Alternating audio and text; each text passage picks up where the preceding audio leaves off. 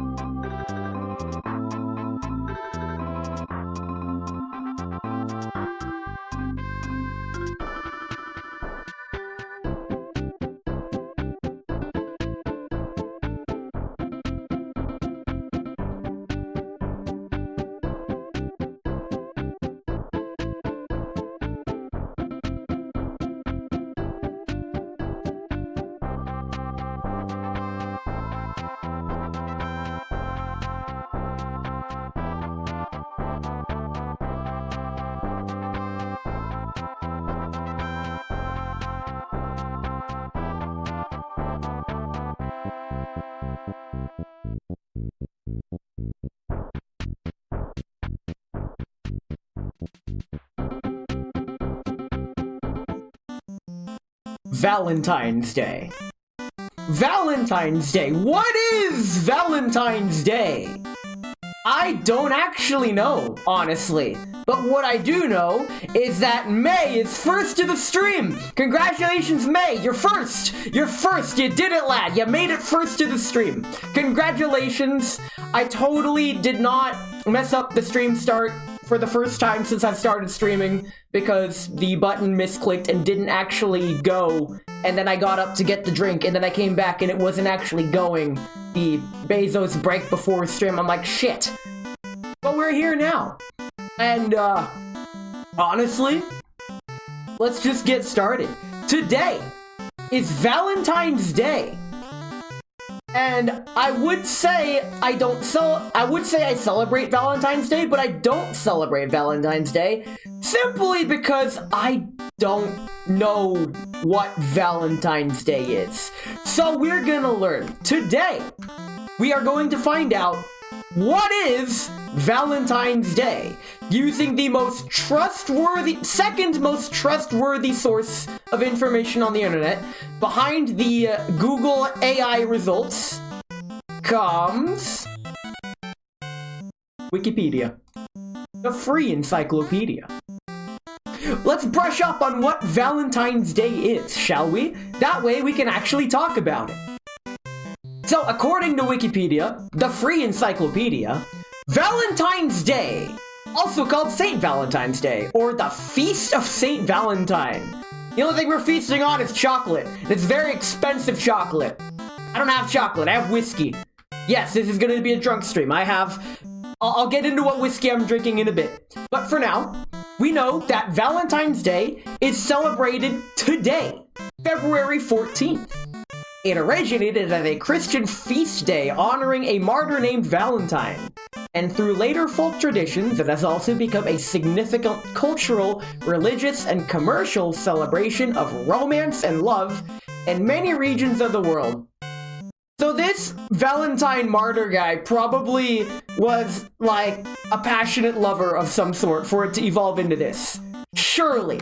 Just like how Christmas evolves from Santa Claus, Saint Nicholas, and all that fun stuff. Something Coca-Cola and the red bearded man, or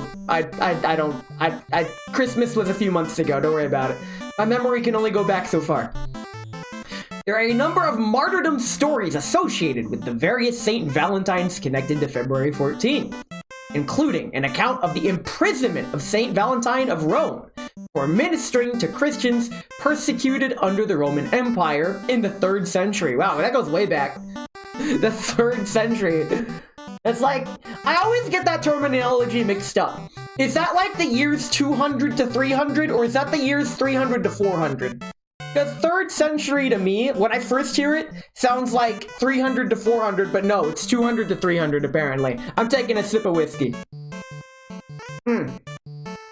I don't think I can do this sober, don't worry about it. Today's whiskey is, to keep myself from drinking too much, I went and got my top shelf stuff. This is the Glenfiddich single malt Scotch whiskey, aged 15 years. This bottle's kind of expensive. I treated myself several years ago to this bottle and I still have it, and I decided to crack it open today for 2 reasons. 1, I'm treating myself, and 2, I'm not gonna binge drink this. It's too valuable to binge drink. I am not going to get absolutely blasted because tomorrow morning is a very special stream and I can't afford to be hungover tomorrow morning because I'm also drinking during that stream tomorrow. I'm an adult. I can drink what I want when I want. Anyway, let's continue. According to an early tradition, Saint Valentine restored sight to the blind daughter of his jailer. Yeah, just give her new eyes. Easy. Numerous later additions to the legend have better related it to the theme of love. Tradition maintains that Saint Valentine performed weddings for Christian soldiers who were forbidden to marry by the Roman emperor. Cheese and wine, right? Yes, actually. An 18th century embellishment to the legend claims he wrote the jailer's daughter a letter signed Your Valentine as a farewell before his execution. So, what I'm getting at, this holiday is shrouded in mystery in terms of where the hell it came from. He's becoming French! Fun fact, this won't be on the test. I am actually part French. Do what you want with that information.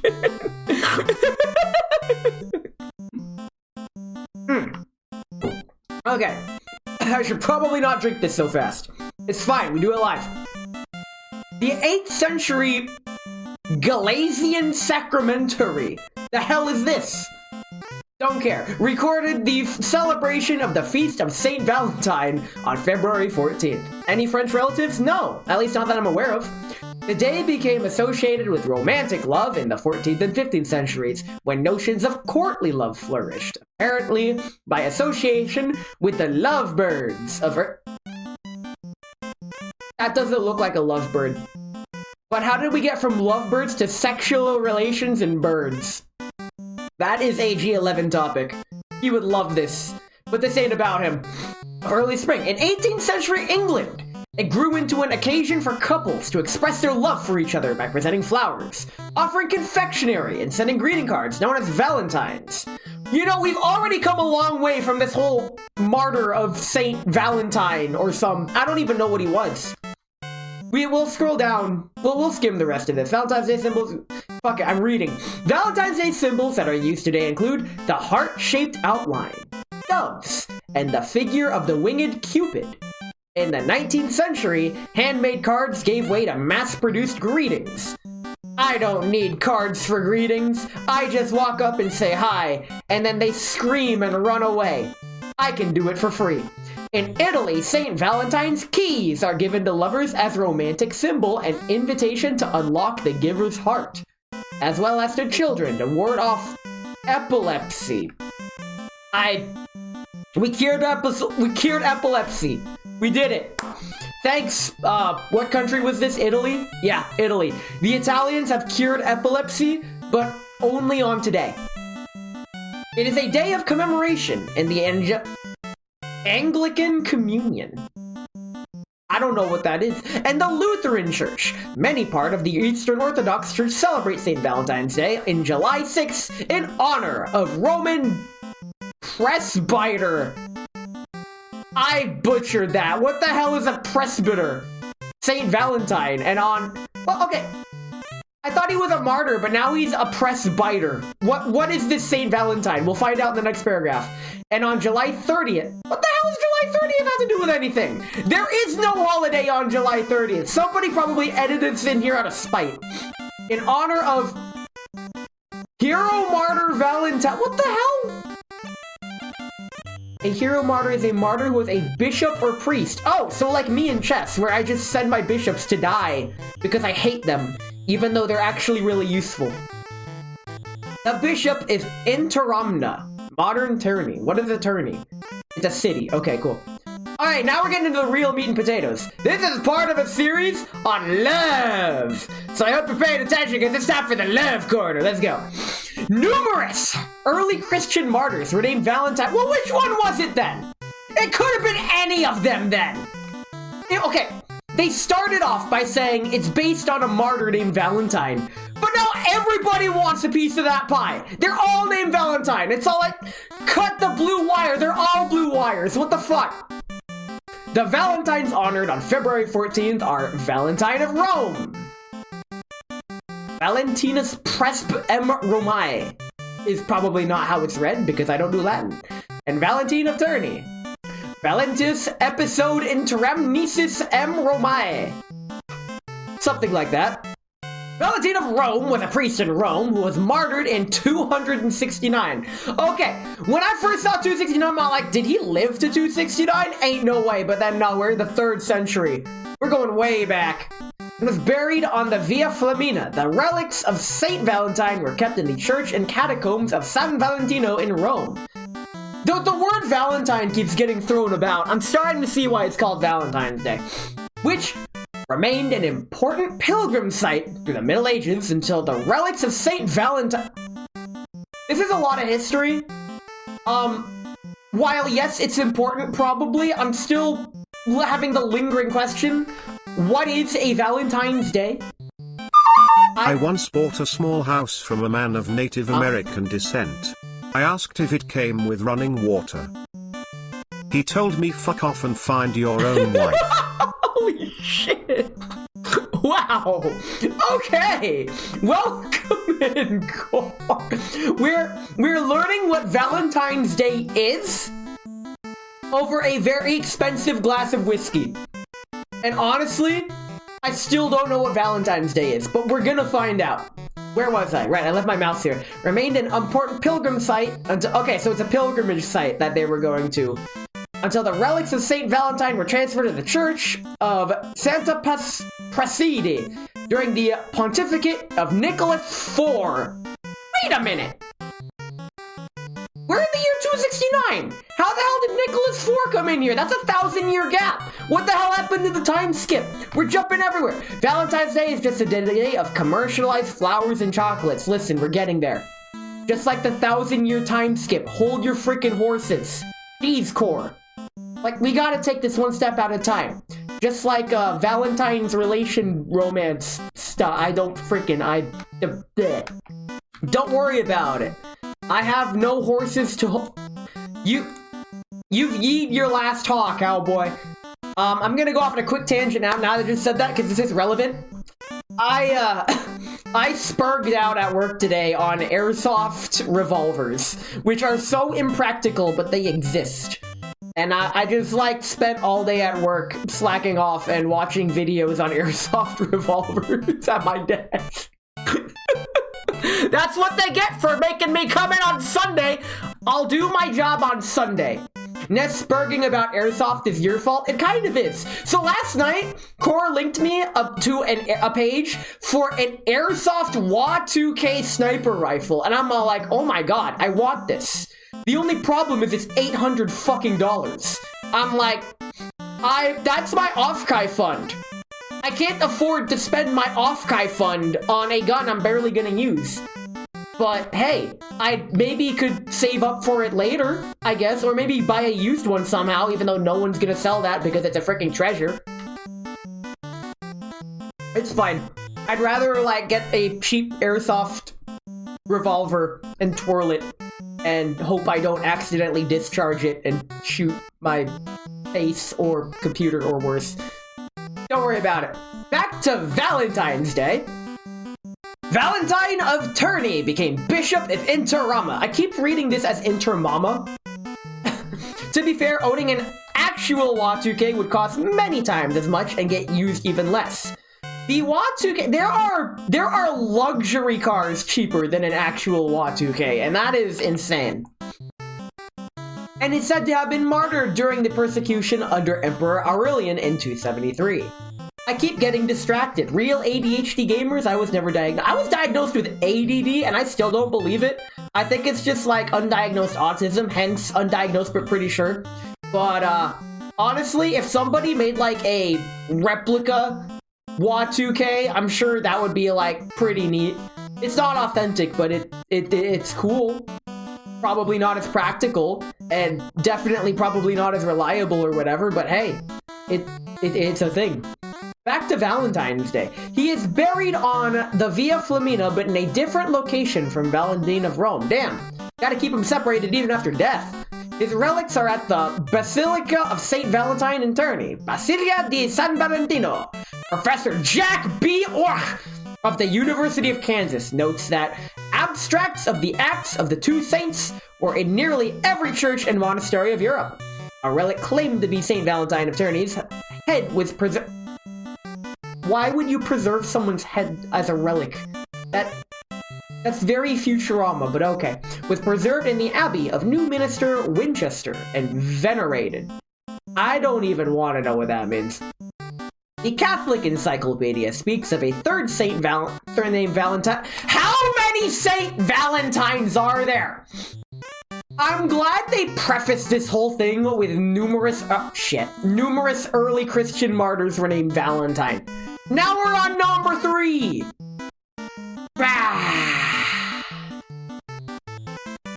The third saint named Valentine was mentioned in early martyrologies under the date of February 14th. I'm starting to believe that the real Saint Valentine is just a myth, a legend, a fairy tale. He's not even the friends we made along the way.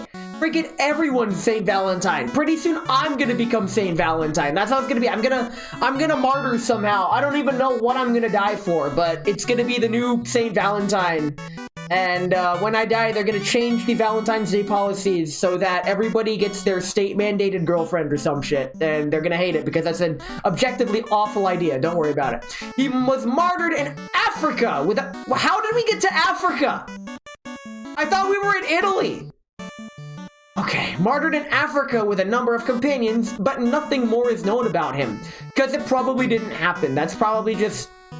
that's just speculation. February 14th is celebrated as St. Valentine's Day in various Christian denominations. It has, for example, the rank of commemoration in the calendar of saints and the Anglican Communion. There's that communion again. It's the third largest Christian communion. Okay. The feast day of St. Valentine is given in the calendar of saints of the Lutheran Church. There are so many different churches. I wonder how history would go if all the churches just like consolidated into one megachurch. I think that would be like, that would ruin history, actually. I feel like if there was just one megachurch to rule everything, that would be a premature cultural victory in civilization. The rest of the world would be doomed or something like that. In the 1969 revision of the Roman Catholic Calendar of Saints. Yo, you can revise a calendar? Bruh. Okay, that's pretty neat. I hereby revise my calendar such that every day is Saturday. I am now an alcoholic. No, I'm not. The feast day of St. Valentine on February 14th was relegated from the general Roman calendar to particular local or even national calendars for the following reason. Though the memorial of St. Valentine is ancient, it is left to particular calendars since, apart from its name, nothing is known of St. Valentine except that he was buried on the Via Flaminia on February 14th. Why are we celebrating a holiday that the origins are just lost? By the way, Ness, Twitch Mobile has deemed that you are using yesterday's stream title. Bullshit. I checked that stream title. Tipsy Tales from a Vacant Valentine's Day. It's right there. You need to exit mobile and come back. Don't worry, I disabled pre-rolls for the next 42 minutes and 27 seconds. You're good. Where was I? I think I was up here. Right. Therefore, as he remains within the Roman martyrology, he may be recognized optionally during Mass outside of Christmastide and Eastertide. Wait a minute. Are you telling me that Valentine's Day is Christmas? Oh my god, that changes everything! Yo! It's Christmas! It's actually Christmas! We got it here! It's optionally recognized for Christmas! We got it, Christmas! But Twitch Mobile's kinda ass. The other day I didn't get Hookoo Stream alert until almost 2 hours after it started. First time. Lamau just manually keep up with her stream schedule. Oh wait. The feast day is still celebrated in Balzan, Malta, where relics of the saint are claimed to be found. And although throughout the world by traditionalist Catholics who follow the older pre-Second Vatican Council calendar, see General Roman Calendar of 1960. How many calendars are there? Wait, if you follow her schedule manually, then that's a skill issue for not tuning in. Who do you think has reminded her the last couple times? I wouldn't know. In the Eastern Orthodox Church, St. Valentine is recognized on July 6, on which St. Valentine, the Roman presbyter... Google, what's a presbyter? An elder or minister of the Christian Church. Very cool. Whoops, that's not it. That was the next joke.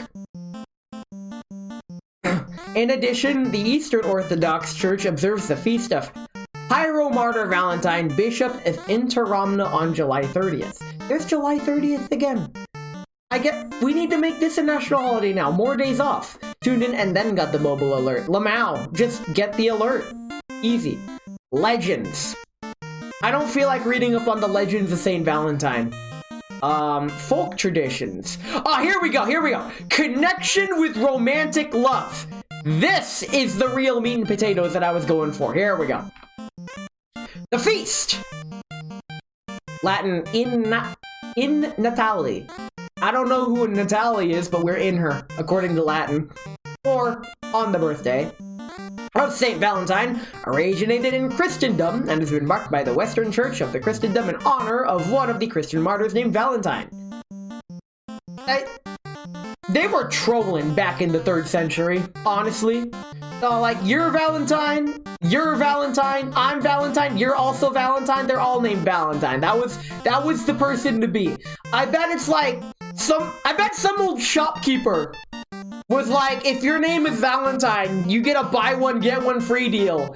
And, like, everybody just changed their name to Valentine, and that's how that happened. I believe it. As recorded in the 8th century Galatian Sacramentary, in ancient Rome, Lupercalia was observed February 13th through 15th. Oh, I see. So what we're doing is a subset of a pre-existing holiday. Very cool. Thanks, Rome.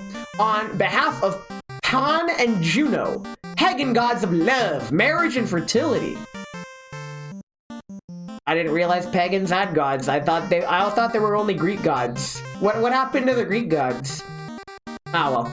It was a rite connected to purification and health, and had only slight connection to fertility, as a part of health, and none to love. Well, that's lame. Makes me want to take a sip. That's really good. Holy crap.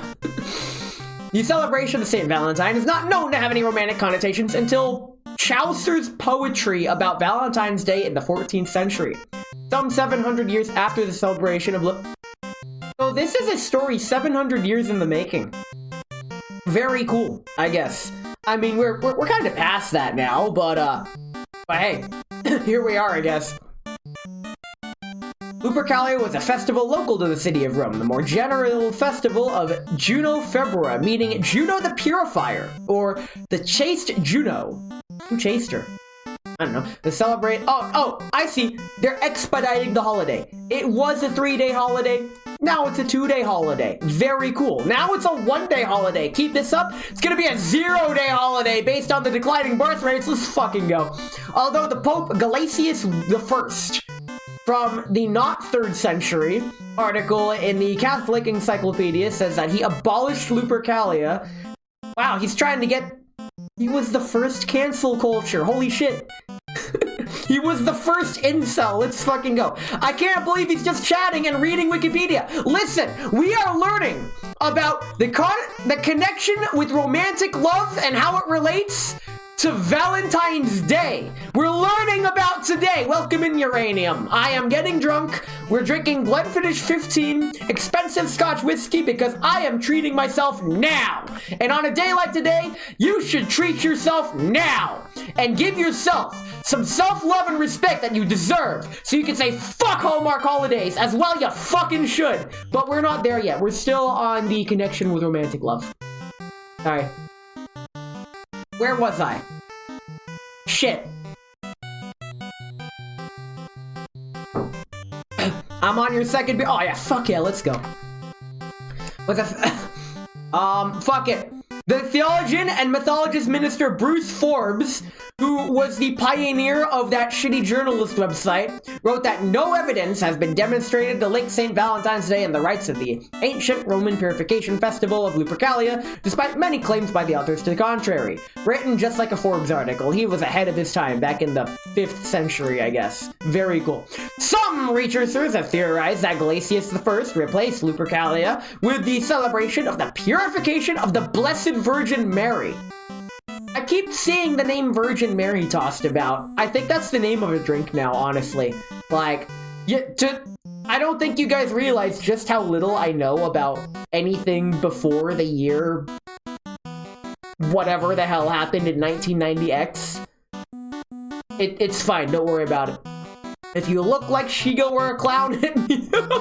I mean, what you see is what you get. So if I fit your description, you just say hi to me. I'll get really shy and scared, but I'll appreciate it.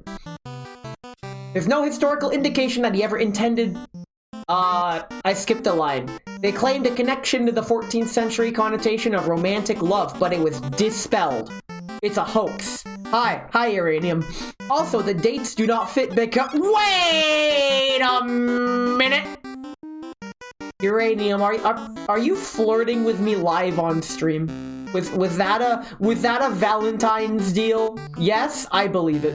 Thanks. The dates do not fit, even because the freaking February only has 28 days. 14 doesn't fit into 28, even though it does. They did no math back then. They didn't invent math back then. It didn't exist. When am I not flirting with you?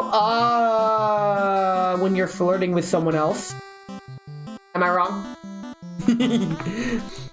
A feast was only celebrated in Jerusalem. Oh, that's how it gets back to Christianity. And it was on February 14th, only because Jerusalem placed on the nativity of Jesus. Christmas on January 6th. What? No! Christmas ain't January 6th! The Hallmark holiday's on the 25th! You can't do that to me! Bullshit! Unless that's what, like, 1,000 years of leap years does to a friend. Because I'm flirting with them and you. Wow, doubling up. That's peak efficiency, and as an engineer, I can get behind that in more ways than one. Although it was called Purification of the Blessed Virgin Mary, it also dealt with the presentation of Jesus at the temple. Jerusalem's Purification of the Blessed Virgin Mary on February 14th became the presentation of Jesus at the temple on February 2nd, year early. We're talking about the 14th, not the 2nd. Give it time. As it was introduced to Rome and other places in the 6th century, after Galasius I's time. Alban Butler, in his book that is outdated, claimed without proof, because it was revealed to him in a dream, that is the most substantial evidence known to man, that boys and girls in Lupercalia drew names from a jar to make couples. I'm gonna stop it right there and tell a story about something in elementary school. One of my cursed memories from school, even though I forgot most of my memories, one of them that still stands to this day. Because it just had that much of an impact. My elementary school teacher, she had a name with she had a hat with everyone's name in it, right? Everyone's name written on their own sheet of paper in a hat. And at the end of every week, she'd draw a name from the hat. And, whoever's name was drawn would get like a candy bar or like a little prize or something. But if your name was drawn, your name would be removed from the hat so you could not be drawn twice. And it went so long, my name didn't get drawn. And once the hat was empty, they'd put all the names back in and start again. She exhausted the names in the hat. And I was never called. And I'm like, excuse me, Miss Teacher Lady. My name was never called. And she's all like, yes it was, Ness, don't be greedy. And I'm all like, you motherfucking son of a bitch. And I got sent to the principal's office. But later that year, the hat got empty again, and my name still didn't get called. And I was all like, God fucking damn it, teacher lady. I straight up pull up the class roster and pull up every name, put every name next to the class roster on the fucking whiteboard. Do it now. I dare ya. I double dare ya. My name ain't fucking in there. And she did. And lo and behold, my name wasn't in the hat. And you know what I got? I got a, oops, I'm sorry. But there were no prizes left, so I didn't get jack shit. And I honestly attribute that to the very beginning. That is what sparked my Universal Joker 2019 arc. That's what it all started. Learning the cruelty and unfairness of the world at a ripe young age of elementary school. That's how it works. Also, it was made December not only because of capitalism, but because in that time December was the 10th month. We got 12. They keep changing the fucking calendars. At least Wikipedia established that you can change the calendar if you want. Like, you can update your calendar. Reality can be whatever I want. Or something like that. I'm taking another sip. Oh, man. Woo! Modern Valentine's Day letters originated from the jar. Damn. In reality, this practice originated in the Middle Ages, with no link to Lupercalia, with boys drawing the names of girls at random to couple with them. Damn. So they really did have a freaking jar system of state-mandated girlfriends. We need to go back. We need to go back. What the fuck happened? Where did we go wrong? That's it, Ness. You're going in the jar! I hope the jar is big enough. I have seen a couple H manga involving jars, don't worry about it. I will refuse to elaborate further. This custom was combated by priests. For example, the sheer fucking irony that priests are the ones that are against the jar idea. For example, by Francis de Sales, around 1600, apparently by replacing it with a religious custom of girls drawing the names of apostles from the altar. Oh, I see. They just change it a bit to suit their personal interests. Understandable, have a great day. However, this religious custom is recorded as early as the 13th century in the life of Saint Elizabeth of Hungary, though it could have a different origin. All I'm getting from this entire article is that humans are really fucking bad at bookkeeping. They're really bad at documenting shit. Like, I thought that was just a corporate thing, but no. Imagine people of power changing stuff for their own best interest. Couldn't be me. I'm not the dictator of Nescord or anything. Couldn't be me. Nope. Not me. Nope. I don't rule with an iron fist and ban people left and right and disallow certain posts because they are against my interests, etc. Nescord's now a girls' frontline server again. It really is. It's a girls' frontline server that also just happens to be, like, masquerading as a VTuber server. Don't worry about it. The fuck is this? I don't want to read that. The Court of Love, I want to read that. Earliest description of February 14th as an annual celebration of love appears in the Charter of the Court of Love. The charter, is allegedly issued by Charles VI of France at Mantes in 1400, describes lavish festivities to be attended by several members of the royal court, including a feast, amorous song and poetry competitions, jousting. What the fuck are you jousting at a love Oh. Okay. That kind of jousting. Understandable. Speaking of jousting, I need to get back into Kingdom Come Deliverance. I see. Yeah, that's the joke. Congratulations, we did it. Well, welcome to the stream. God.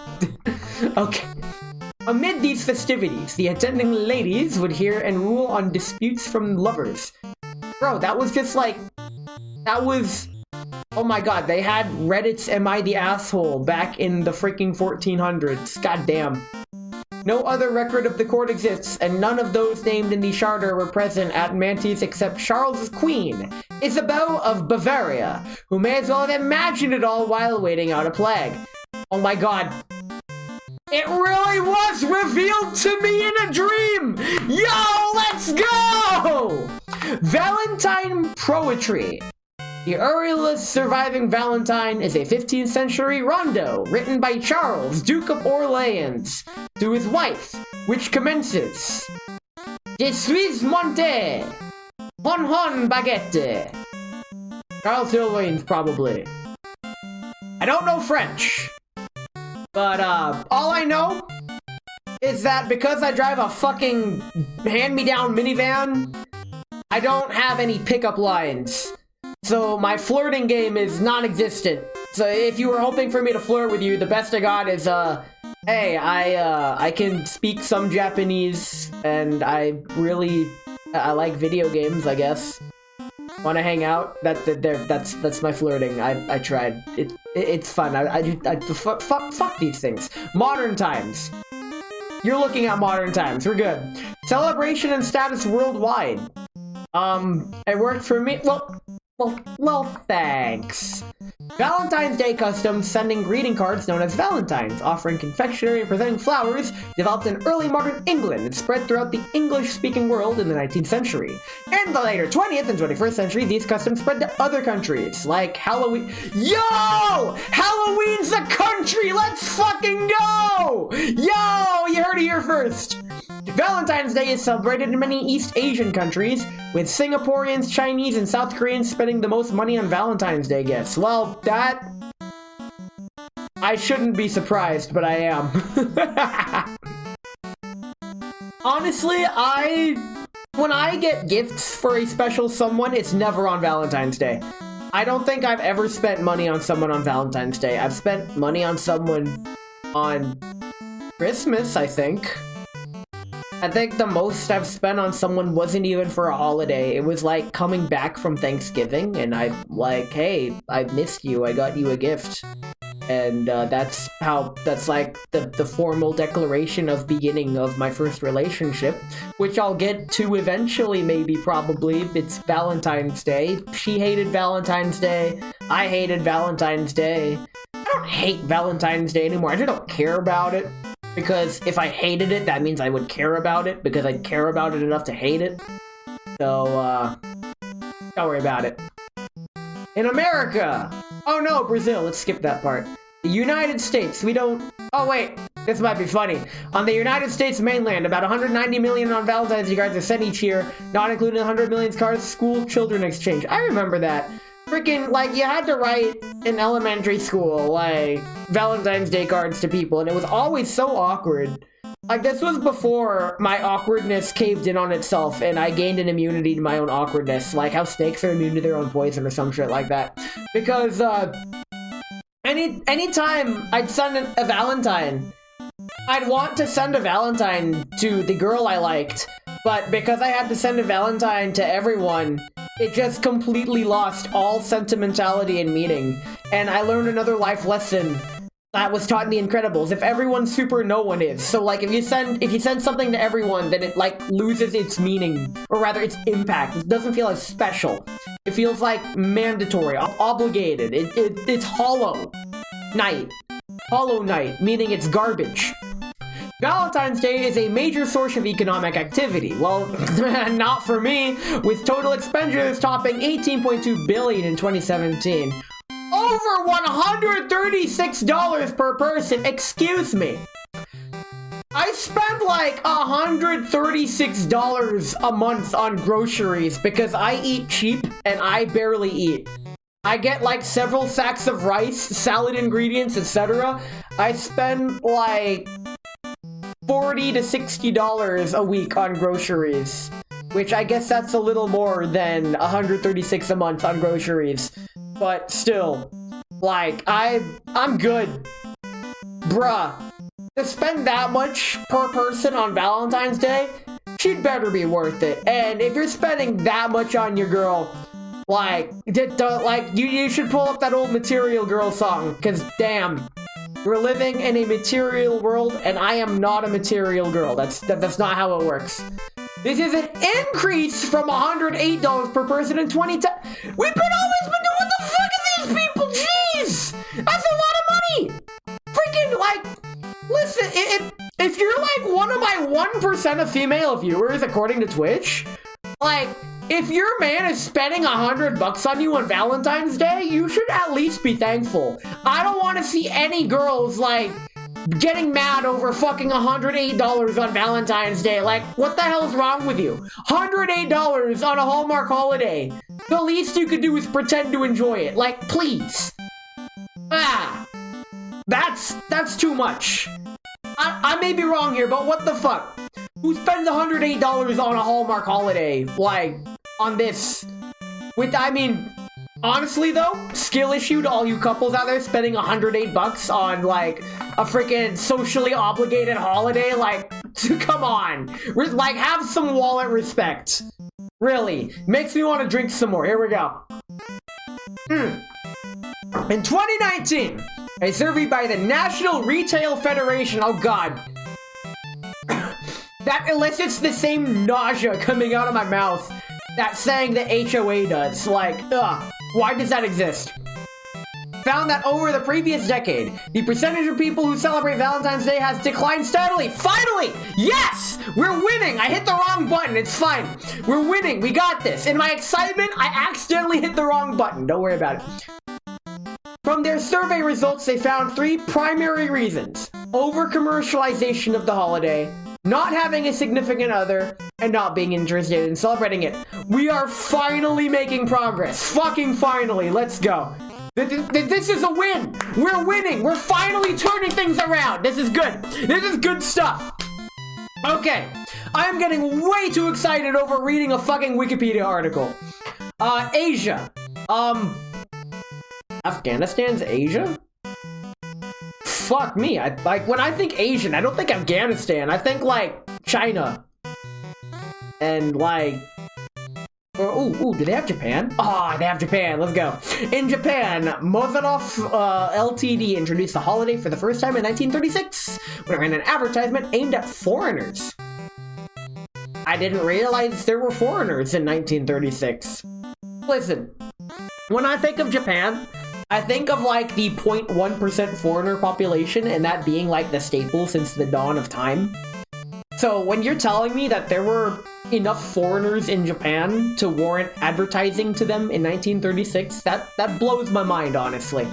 Later, in 1953, it began promoting the giving of heart-shaped chocolates. Other Japanese confectionery companies followed suit thereafter. In 1958, the Isetan department store ran a Valentine's sale. Further campaigns during the 1960s popularized the custom. So they, like, adopted it like Christmas. The custom that only women give chocolates to men may have originated from the translation error of a chocolate company executive during the initial campaigns. That explains so much. It has always confused me why, in Japan, Valentine's Day is backwards. Where, like, the girls always give the guy the chocolate, which, honestly, that concept is literally foreign to me. Like, just telling me that, oh, by the way, in their culture, the girl gives the guy chocolate. What comes to mind is, wow, chocolate sales must hit like a rock bottom then, because that's never gonna fucking happen. Because in my dumbass with twisted perception of reality mind, it is physically not possible for that to happen. But that's just me. In particular, office late. Yo! The OL! They exist! Give it chocolate to their coworkers. Well, that's not very fun. I didn't get anything today other than a bit of workload. Actually, today, one of my coworkers, she doesn't share my job duties. She shares like a slightly different job duties. She's actually the one that like prepares the initial TPS outline for me to like scrape details off of. By the way, that's totally off topic, but today I have purchased a cheap scale to measure any possible weight loss from ring fitting. Yes! The ring fit adventure is real! Yeah, baby, that's what we're talking about. So, the reason I'm excited is many reasons. One, I don't have a bathroom scale. Two, ring fit adventure will change your life for the better, and you have no idea how happy and proud I am that you're giving it the good college try and you're sticking with it. I also learned that you are fat for a while. I thought it was 40. Nope, 165. Well, listen. It depends on how tall you are and your body shape, whether you're fat or not. I think I'm fat, but people tell me I'm not fat, but when I turn myself to the side, I have a gut that sticks out more than I'd like it to. Therefore, my own mind's perception of me thinks I'm fat, but y'all think I look just fine. You'll see just how fat I am tomorrow in the cheese collab. You're 5'6" and you've had a full-blown gut. Listen, you look just fine when we do our Discord karaoke nights, bro. But keep at it, man. You and I, as well as the many other people, we're on a journey. Now, unsolicited advice. Unironically speaking, exercise is only half the battle. Because your shirts hide it, listen, you got good shirts, that's all. Unironically, exercising is only half the battle. The diet is also just as important. If you are consuming on the regular processed snack foods, try to consume less of them. You don't have to cold turkey. Just consciously consume less of them. You can still enjoy them. Just try to consume less. Make a conscious effort to try to eat less of them. That's all. That's all you gotta do. And before you know it, it may become a habit. That's what happened to me. I mean, I cold turkey sodas. You can't drop snack. Oh, blood sugar reasons. Unironically, next time you go to the doctor, you should speak to him about a healthy diet. Like, I can't give advice for blood sugar reasons, but a doctor will definitely be able to explain to you how you can shape your diet to better suit your needs. I have minimized soda. Let's fucking go. I cold turkeyed soda back in 2016. I'm all like, you know what? Soda bad. I'm done with soda. I'm gonna drink something worse. Alcohol. Let's take a sippy at this good old Glenfiddich 15 Scotch whiskey. Let's fucking go. That is so good. I am so glad I'm limiting my drinks today because, whoo! Where was I? Oh, right. Unlike Western countries, gifts such as greeting cards, candies, and candies nuts fit in your mouth, flowers, or dinner dates are uncommon. Really? Most of the gifts-related activity is about giving the right amount of chocolate to each person. That sounds like hell, actually. Doctors are expensive. You could get health insurance, but it's also expensive. Yeah. Sorry, I'm not a doctor. If I was bad at math, I'd be a doctor. Hope everyone can get their target weight without too much work. We have, here in America, we have a retail chain called Target. So if you just shop at Target, you can get your target weight. They do sell weights at Target. You can literally just go there and buy your target weight. Why am I like this? Japanese chocolate companies make half their annual sales during this time of the year. Jeez. They remove targets here? Well, dang, now you're aimless. Thanks to Ring Fit, though, you have a nice handful of stretches for the morning. I've unironically adapted Ring Fit stretches and exercises to my pre- and post-racing workout when I'm in the pit lane. Like, before I hop in the car, I am doing those stretches, and I have found them help me limber up for when I'm out on track. Being out on track, the G-forces you experience taking, like, if you've ever taken a sharp corner at 50 miles an hour, you'd know what I'm talking about. Like, it takes a lot of side strength that you normally don't have to deal with, and doing that regularly for a long time, it can hurt. Many women feel obligated to give chocolates to all male coworkers except when the day falls on a Sunday, a holiday. This is known as giri choco, from giri, obligation, and choco, chocolate, with unpopular coworkers receiving only the ultra-obligatory cho giri choco, cheap chocolate. This contrasts with honme choco, or the real chocolate. Chocolate given to... Bro, I just learned this from anime. Friends, especially girls, may exchange chocolate referred to as tomo choco, friend chocolate. Or, you know, that's lesbo material. Let's fucking go. I really enjoy the feeling of stretching your shoulders and... I'm dying, hold on. It's okay, I have water. I hardly know her. Let's fucking go. Water time. Okay. I do find it fascinating that Japan celebrates every holiday, like, drastically differently than we do. It's pretty cool. In the 1980s, the Japanese National Confectionery Industry Association, or JNCA, I tried, launched a successful campaign to make March 14th a Reply Day. Pie Day, on which men are expected to return the favor to those who give them chocolates on Valentine's Day, calling it White Day, or Hakujitsu, for the color of the chocolates being offered. A previous failed attempt to popularize the celebration has been done by a marshmallow manufacturer who wanted men to return marshmallows to women. That has many connotations to it. Is that Japanese whiskey? Unfortunately, it is not. This is, I believe, it is, Actually, I'm gonna figure that out right now. This is the Glenfiddich Single Malt Scotch Whiskey. It is aged for 15 years. This is relatively expensive. I'm looking over the bottle. I think it's like... I don't want to say where it's from. Oh, it says right here, product of Scotland. It's Scottish. Scottish whiskey. I'm drinking. I like my whiskey that can order itself a drink, right?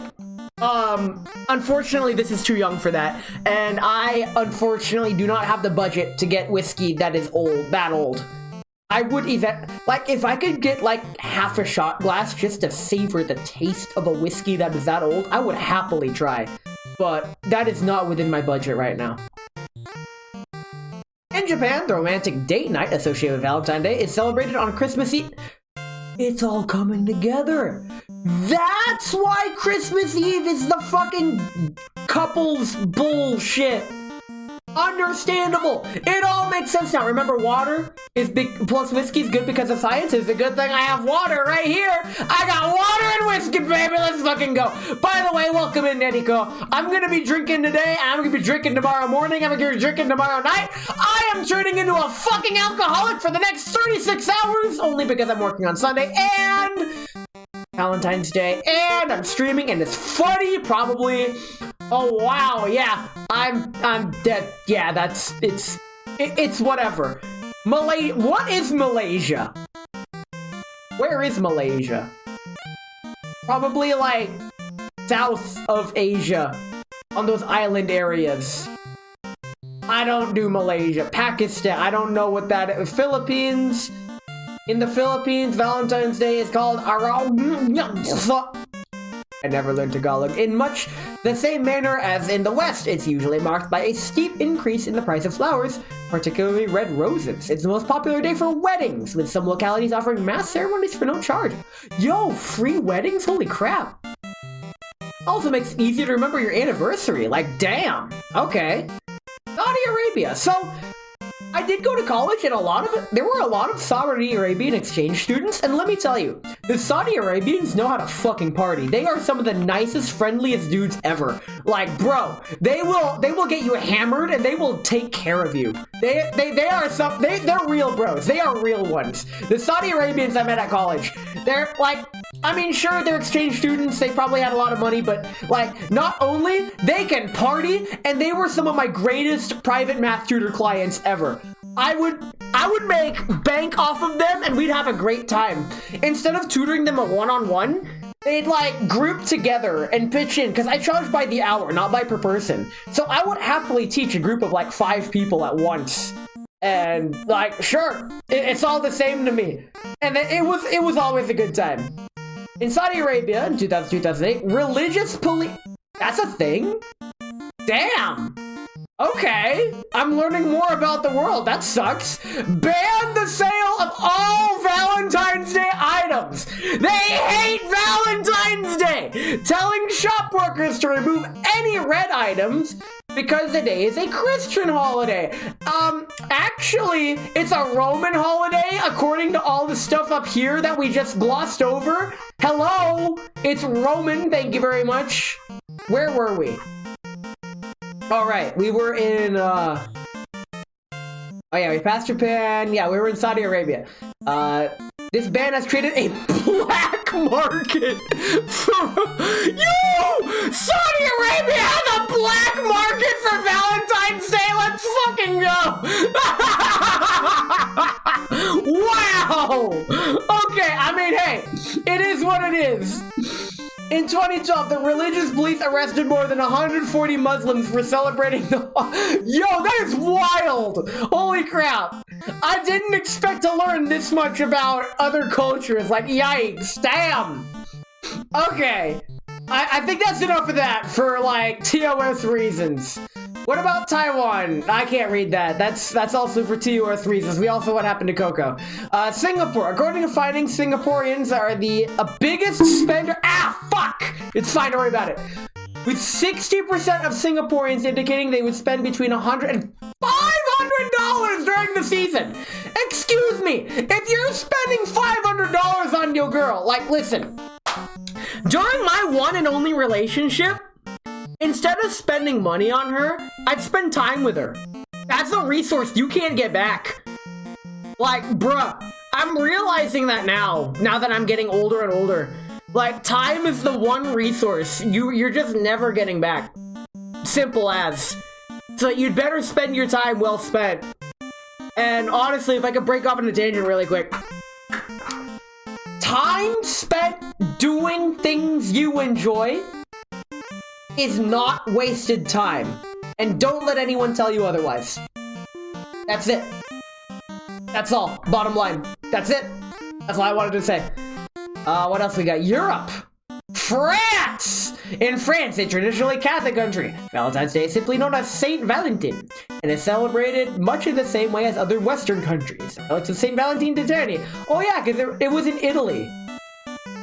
The patron of the St. Valentine's Day are in the Catholic Church of the Saint Jean Baptiste. I've heard this name thrown around many times. Saint Jean Baptiste, that is one hell of a spelling. Imagine trying to inscribe this name in a stone slab and you miss like one of the little dash marks and you grab another stone slab and gotta try again.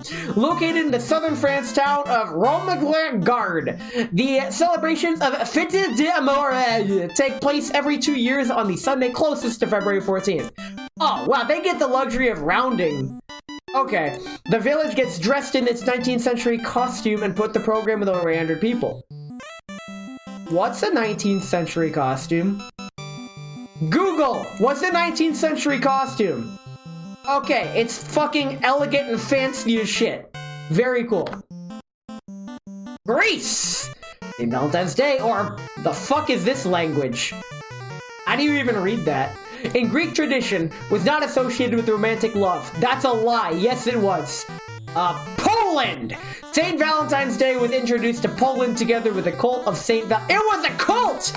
Valentine's is a cult! You hear to hear first! Or maybe not. Via Bavarian Tyrol. However, it rose to popularity in the 1990s. The only public celebration in Poland is held in 2002 in Chelmno, under the name Walentskie Chelmno, or Chelmno's Valentines, because Chelmno's parish church of the Assumption of the Blessed Virgin Mary has been holding the relic of St. Valentine since the Middle Ages. Local cult of the saint has been combined with the Anglo-Saxon tradition. Portugal, they just do the same thing. It's all about love in Portugal. Very cool. Romania. What's the difference between Romania and Rome? That's like Rome and Romania is like offspring of Rome. This is like Rome's daughter, I guess. Romania has started celebrating Valentine's Day, has drawn backlash from several groups and international organizations like the Noa Drepia, who condemn Valentine's Day for being superficial, commercialist, and imported Western kitsch. I don't know what kitsch is. I'm scared to find out, but this looks really derogatory. Term applied to art and design that is perceived as naive imitation, overly eccentric, gratuitous, or of banal taste.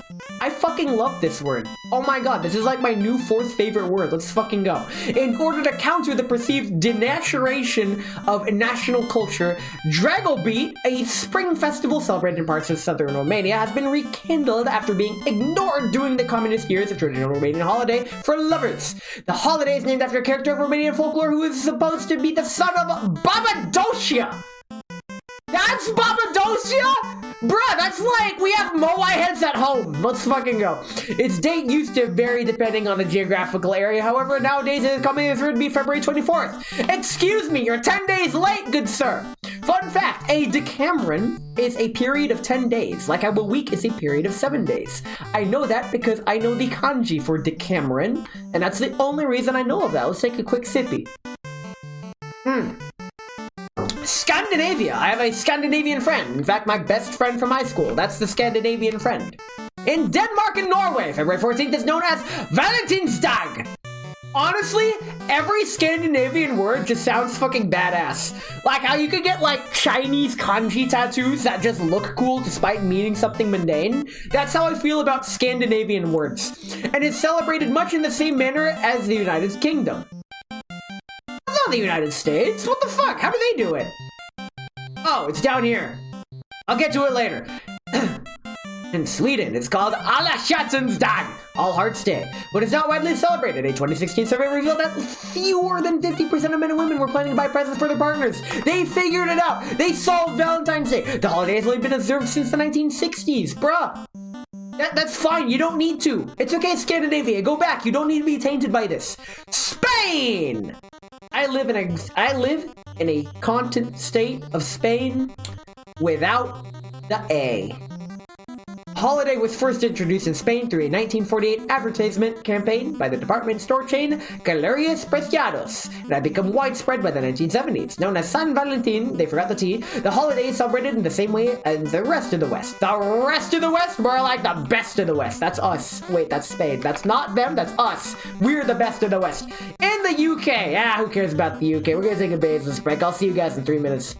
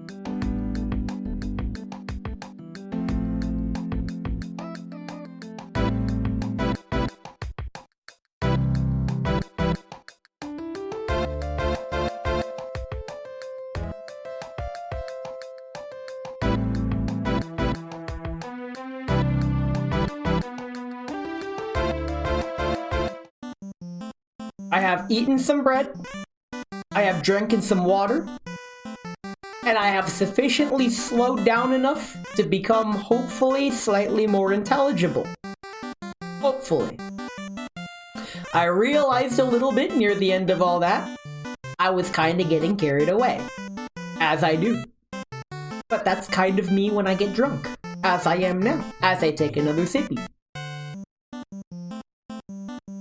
We're done with the Valentine's Day Wikipedia article. We're done with that. We're good. We don't need that anymore.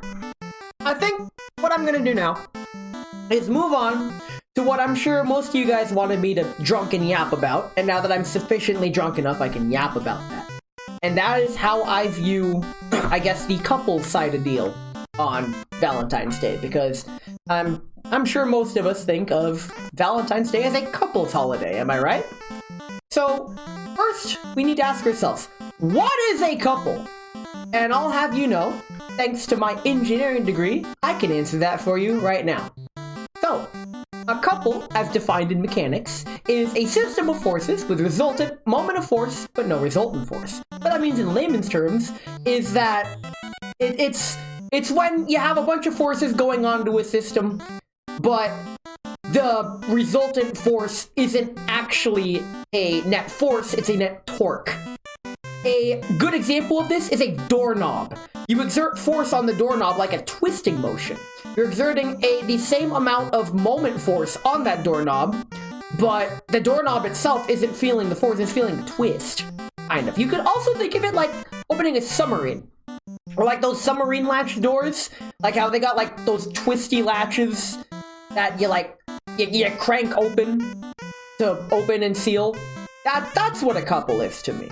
So, with that knowledge in mind, we could further expand, what if there was an imbalance, which would lead to an equivalent force couple? Where, if there's an imbalance of force, there would be a resultant torque, as well as a resultant force on the system.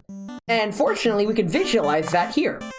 So if I zoom this image up quite a bit, we see that there's a bunch of forces acting on the system, which is this rectangle here, but the resultant net force could be two vectors from the center of mass, represented by this dot here. You have the resultant force and the resultant torque, as represented as an equivalent force couple. I just wanted to say that to basically say couples can be complicated, but with the right training and understanding of physics, you could simplify any sort of, what's the word I'm looking for? System. You could simplify any system to its equivalent force couple. Just make sure you keep everything in mind when doing so. Back to your regularly scheduled programming. But the real meat and potatoes is me ranting about freaking Valentine's Day. And that's what I'm gonna do for the next hour or so after I take another sippy. Valentine's Day in practice. I don't like Valentine's Day, personally. That's a me problem. Don't worry about it. But, honestly, I don't have very positive opinions of Valentine's Day. The reason is because like some people have said in chat already, it's a Hallmark holiday. It's designed to get you to spend money on your significant other and indirectly shame those who are not in a relationship. Now, here's the thing. You don't need to be in a relationship. In fact, I would say it's more financially viable to not be in a relationship. And I live by that. And that's just me. I did have a relationship at some point in my life. So I can say, yeah, I've done the relationship thing once. It was okay. I enjoyed it, but now that I'm where I'm at, I'm like, nah, I don't need that. So I view Valentine's Day kind of differently than a lot of people, where it's like, okay, I don't really care. If I'm your Valentine, then I'm flattered. I would like, I'd be happy. Don't get me wrong. That'd be pretty super special, awesome. But I don't expect it. Likewise, I try not to do big Valentine's Day stuff for anyone. Except for when I do, which, by the way, stay tuned for after stream. I've got something special planned. But don't worry about that. I'm gonna try to avoid negatively ranting. because this is Tipsy Tales, not Tipsy Tirades. I try not to get too negative. I used to be a very, very, very, very, very, very, very negative person. And I try not to be, because people, unless you're making rage bait content or your foundation's built on ranting, which mine isn't. Mine's built, I don't know what mine's built on, but it's certainly at ranting. I'm like, I try to keep things positive and constructive. If I am gonna rant about something, I try to at least slip in ways to improve it or otherwise, like, even it out so it's not just old man yells at cloud, which I've found myself doing on occasion. This whiskey is way too good. Oh my god. I'm glad I only poured myself this one glass, but I poured the glass kind of heavy-handed. It's fine. I got this. I will be okay for tomorrow's stream. Tomorrow I'm doing the cheese collab with Virgo. And it's gonna be fun. I'm gonna have cheese and wine, so yes, we're gonna be drinking some more, and there's even more surprises. This is gonna be full of surprises, I swear. Basically, the planned portion of the stream is done. So now it's time for the yap portion of the stream, where I just gotta let my stream of consciousness flow onto the table, helped by alcohol, to just talk about Valentine's Day and my experiences with Valentine's Day. The problem is I don't really have many experiences with Valentine's Day. Or relationships. I did have one relationship, not too privy of talking about it. I guess I could share some details. She did not really do the whole Valentine's Day thing. I didn't really do the whole Valentine's Day thing either. That didn't stop me from going out and buying her fancy chocolates anyways. She was frustrated at me, but it was like the cute kind of pouty, like, I can't believe you've done this sort of deal. But she appreciated the chocolates, because when it's that time of month for any female, they really like the chocolates. So yeah, that's a life hack. And beef jerky and proteins and stuff like that. They like that. That's like the one takeaway I had from having a relationship, is that when it's that time of month, chocolates and beef jerky. That's all you need. Or any sort of proteins, like, it doesn't even have to be beef jerky, like teriyaki sticks, those are good too. I'm making myself hungry. It's a good thing I have this fat loaf of bread here to eat. Hold on. Okay. I realized that I put the T button when eating. Fat loaf? Hey, no fat posting. Listen, bread makes you fat. It's fine. Bread is good to consume with alcohol, so I've been told. So that's what I'm doing. Welcome in, Tadadu. I hope you're enjoying your Valentine's Day. I hope your light bulb came back to life, because your light bulb did what most people would probably do on Valentine's Day. Now, something I would like to talk about is the whole confessing to your crush on Valentine's Day sort of deal. Like, I guess that's okay to do. You bought a new one? Let's go. How many Tadadus did it take to replace the light bulb? That's what I want to know. And while we wait for the answer, confessing your feelings to your crush on Valentine's Day, it's an okay thing to do, I think. But haven't replaced it yet, but just one. No, understandable. The thing about it, it feels so predictable.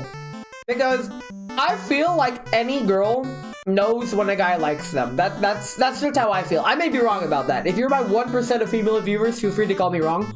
But, I just, like, it's not gonna work. I found the only way to win is to stop trying, honestly. And that's actually that's the one and only thing that works for me. So I have a 100% sample size of 1. Therefore, statistically speaking, 100% of my relationships came from me not trying. So, yeah, the trick is to not try. I am extrapolating from a complete set of data. Don't bonk me. This is true facts right here. Don't try to tell me there was only 1 sample size, therefore it's not a big enough sample size. I am the population. Let's fucking go. Do not defile statistics like that. I am drunk enough to defile statistics more than any fat post value you can come up with.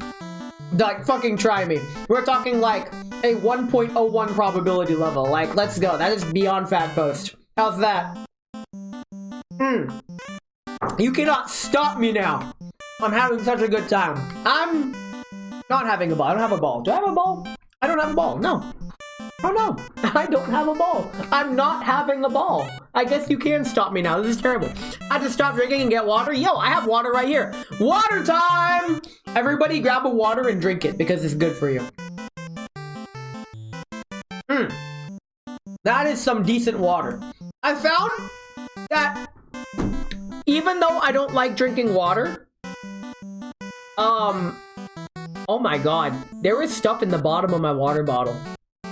I should not be drinking this. Let me go ahead and replace my water bottle. This is disgusting. I really should not be drinking this.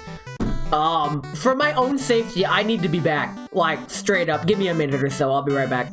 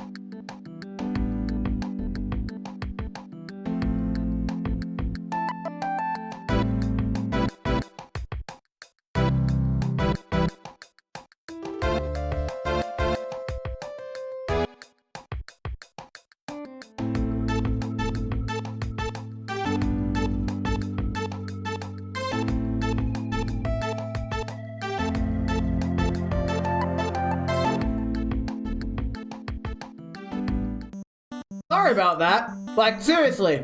That... Even I have food standards. And there were, like, stuff growing at the bottom of my water bottle, and I just noticed it now, and I'm like, I should not be drinking that. So I tossed the water bottle, and I grabbed a fresh one. But yeah, brand new water bottle, let's go. Ooh, yeah. Yeah, don't worry about it.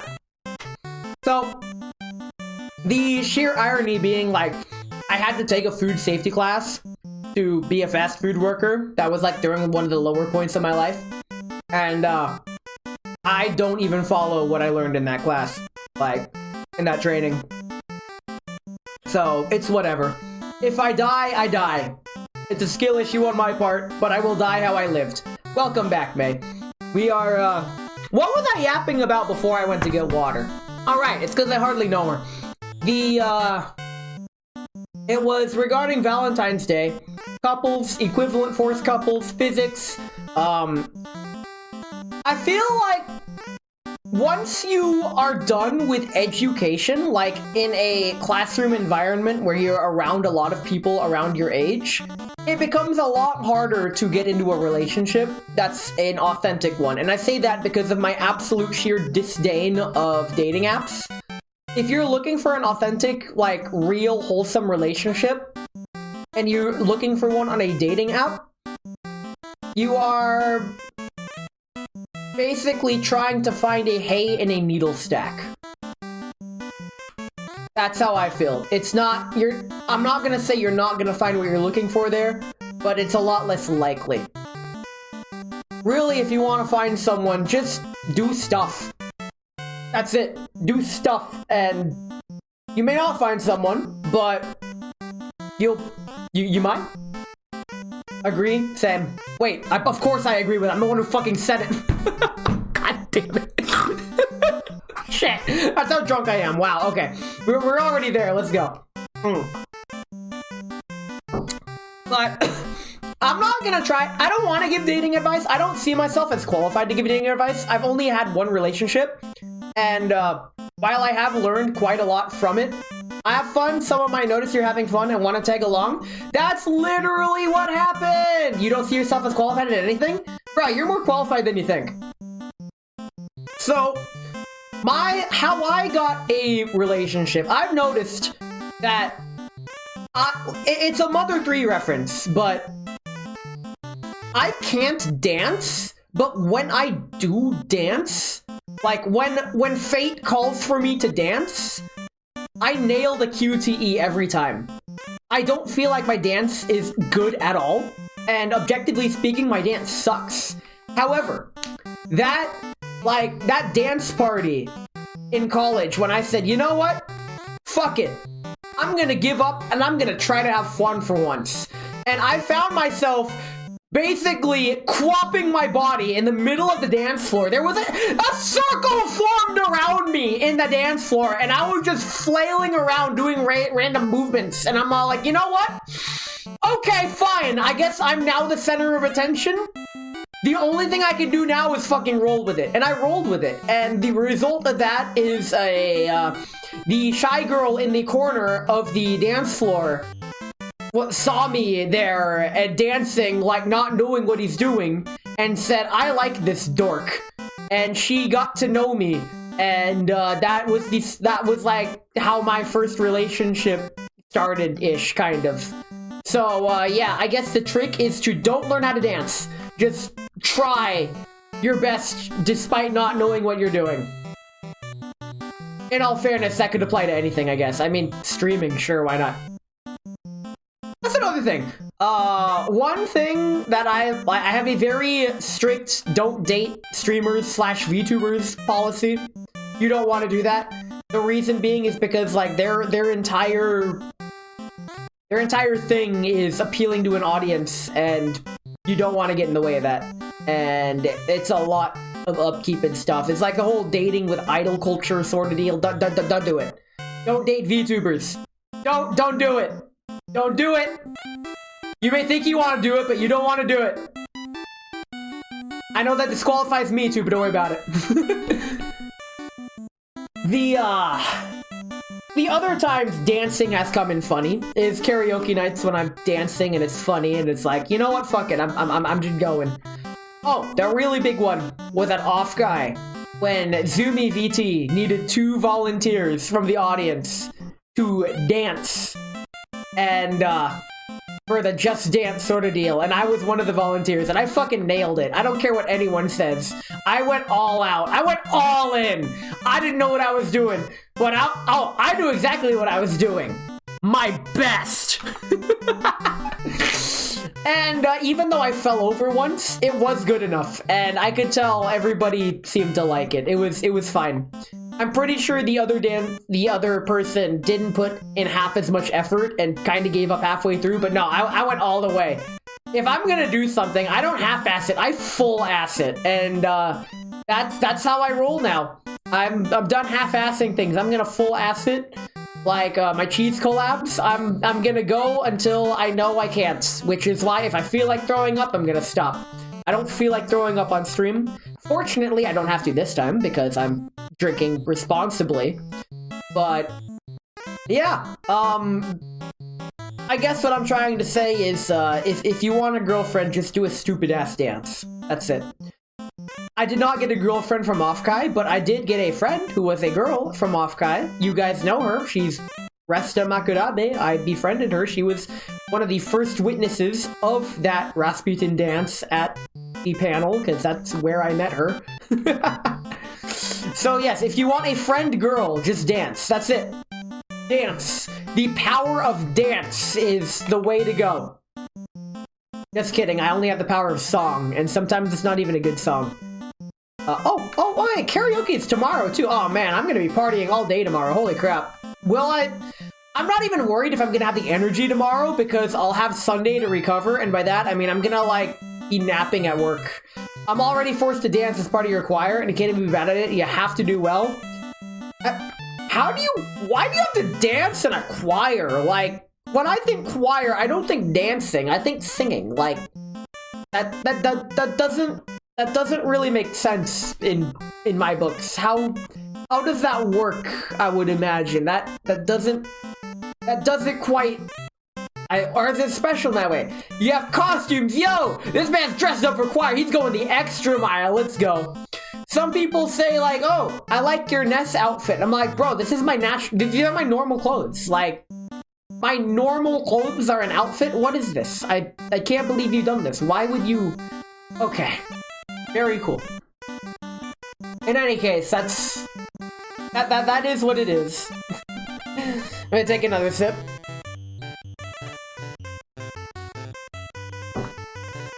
The notion that you should confess your feelings to someone on Valentine's Day is a trap. Don't do it. I say don't do it because If you think you have feelings for someone, some people say you should tell them. The problem is they are not accounting for the fact that if it goes south, you're going to lose what you already have. So you have to ask yourself, is risking what you currently have worth it? In other words, are you willing to go all in, all or nothing on this person? And that's why it takes so much courage to confess how you feel to someone. I'm still telling VTubers I love them. Fuck you. Okay, some VTubers are okay with that. Other VTubers are very, like, strict about no affection or parasocialism or whatever. I'm a strange case. I try not to talk about this, but I'm drunk enough to do it and regret it later. I find myself parasocialing for myself sometimes, because I honestly don't see myself worthy of how far I've come. And it's like, when I see my own streams, I'm all like, that can't be me. It's impossible. No. But it is me, but it's not me. But it can't be me, but it is, but it's not. And it has trouble computing in my brain, and it's like, it's a weird-ass feeling. It's like looking in a mirror and seeing that you are not you, even though you have no choice but being you, and you're already you, but you're not the you that you think you are, even though that's what it is, and I don't know, it almost feels like it's really bad if you don't confess on Valentine's Day. Who says? Who says that? Is that one of those societal obligation pressure sort of deal? Because I'm immune to that. I have grown an immunity to societal obligations and expectations. This is why I could never fit in Japan. If society wants something, I ask why. And if there's not a justified reason why, I give them the middle finger. I give them the finger. It's the best finger that I've ever seen. In fact, I give them 2 fingers. They get the double finger. I'm like, oh, fuck you. I do what I please, and it's not bothering anyone. It's not breaking any laws or rules. I don't have to confess I'm violent. It's kind of what you fear. Lamau, just don't. Okay, that's stupid advice. Never mind. Irrational fears are still justified. It is okay to be scared of something. Like that, you should never fault someone for being scared of something, because like that, there's always a reason someone's scared of something. And if it's irrational, then sometimes the best thing to do for them is to get them to a position where they feel like they can muster the courage to take the plunge and conclude for themselves that it's not as bad as they thought it was. I feel like if I don't confess on Valentine's Day, bad things will happen, but it might be completely unfounded fear. I ain't confessed jack shit. Unless I did earlier in the stream and I don't remember, but don't worry about it. God, this whiskey's so good. Holy crap. Wow. Oh. Alright, signing off work compy, going to main compy. Have fun. Wait, you're watching me on the work compy? Why? No! No! Don't do that! What the hell are you doing? No! Yikes! Okay. That... At least watch me on your personal mobile, but... Why on the work computer? Yeah, she want to finish up by... You could have just put me on mobile. You could have just put me on, like, 7th monitor content where I fucking belong. You could have just, like, hooked me up to, like, the monitor that's in the trash can but still plugged in for some reason. Mobile Twitch is shit? Yeah, I agree, but that's, like... Your work computer is, like... They'll trace it back to me, and that's terrible. Don't do that. You're exposing me to corpo. I don't need that anymore. I don't need any more of that in my life than I already have. Why would you wish that upon me? That is like true friends stab you in the front. That is absolutely wild. Too late. I already watched plenty of you on work. You know what?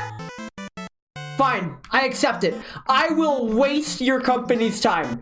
I am wasting it. Their time and resources are wasted on me. And honestly, I take it. I posted a comic, or rather reposted a comic in the memes channel in my Discord. It's like how there was like 3 kids in a trench coat saying, hey, we would like 1 ticket, please. And we are not 3 kids in a trench coat. And the ticket guy's like, yeah, sure, here you go. And hands him 1 ticket. And then the next guy is all like, bro, that was totally 3 kids in a trench coat. And the receptionist is all like, I do not get paid enough to care if Megacorp loses $60. And it's like, that's it. That's exactly what it is. My coworker had an audible breakdown today because too many responsibilities were thrust on her that wasn't even part of her job description. They were making her do my job for some fucking reason, and it's all like, excuse me, I get paid to do my job. She should not be getting paid to do her job and my job. I didn't say that, but she told my supervisor about that, and I'm pretty sure that work will come my way next week, but I can handle it.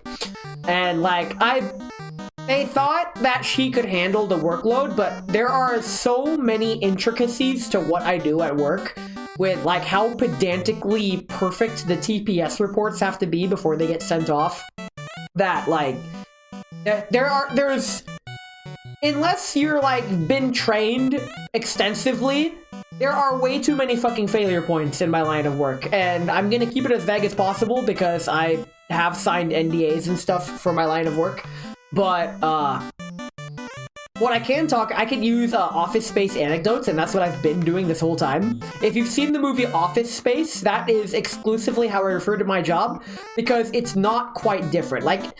Office Space is purely insufferable madness. My job is not quite to that extent, but it is most definitely an office environment job where I am pushing TPS reports out, and the TPS reports have to be perfect, and there's so many fields that have to be verified and checked, and it is a documentation fucking black hole. It's it transcends rabbit hole. It's a black hole of documentation. But I want to say I'm autistic enough to handle it, but never diagnosed. But I'm pretty sure. Dating on the autism spectrum. It can happen. In fact, it happens a lot. And I feel like it just takes the kind of person who is understanding of both themselves and their partner to be able to date on autism spectrum. In fact, one of my streamer friends is married, and she is on, super likely on the autism spectrum because, again, undiagnosed but pretty sure. When all the fucking symptoms are there, the only thing lacking is a medical diagnosis, but by then it's way too late in life because you have to get it at an early age.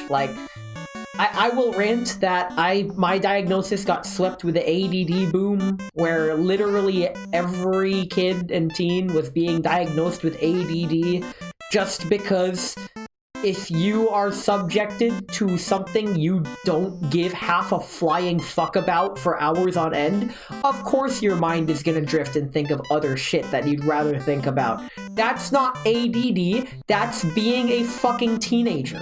That's being human. That transcends age. That's just being fucking human. I can't think of a single person that would willingly subject to pay full attention to something that they couldn't care less about if they did not have some sort of incentive to do so. For example, it's no secret that I don't care about history, but if somebody opened a briefcase with $1 million and say, watch this 1-hour history lecture and write an essay about the history lecture right after it and beat this quiz, you can bet your ass that history lecture will suddenly become the most entertaining thing on the planet for that $1 million. But if you just sat down and said, hey, we're doing a study, watch this history lecture and then write a report about it afterwards, I'm not even gonna make it a minute into the fucking history lecture before my mind spaces out and my report is gonna be about the lore of Girls Frontline and how I would change it to suit my own sexual interests. And that's how the history lecture is gonna be. But that's just me.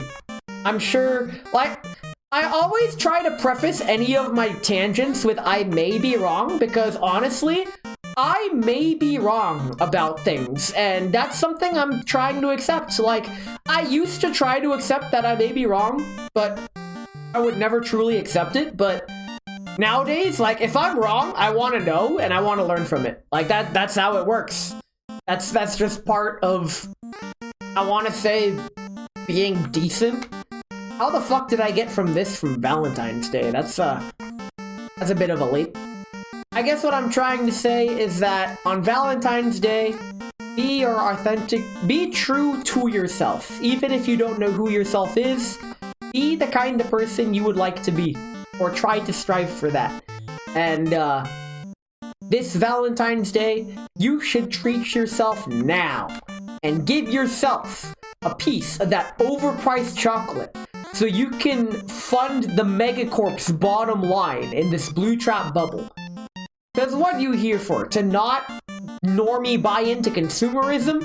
Treat yourself. And I mean that with 100%, with 1,000%. Treating yourself, got get cake on sake. Yo, I love that sake. That is my go-to standard sake. That sake is everywhere. That's like, I would say that's the Bud Light of sake, but that would be an insult to sake because Bud Light is fucking trash.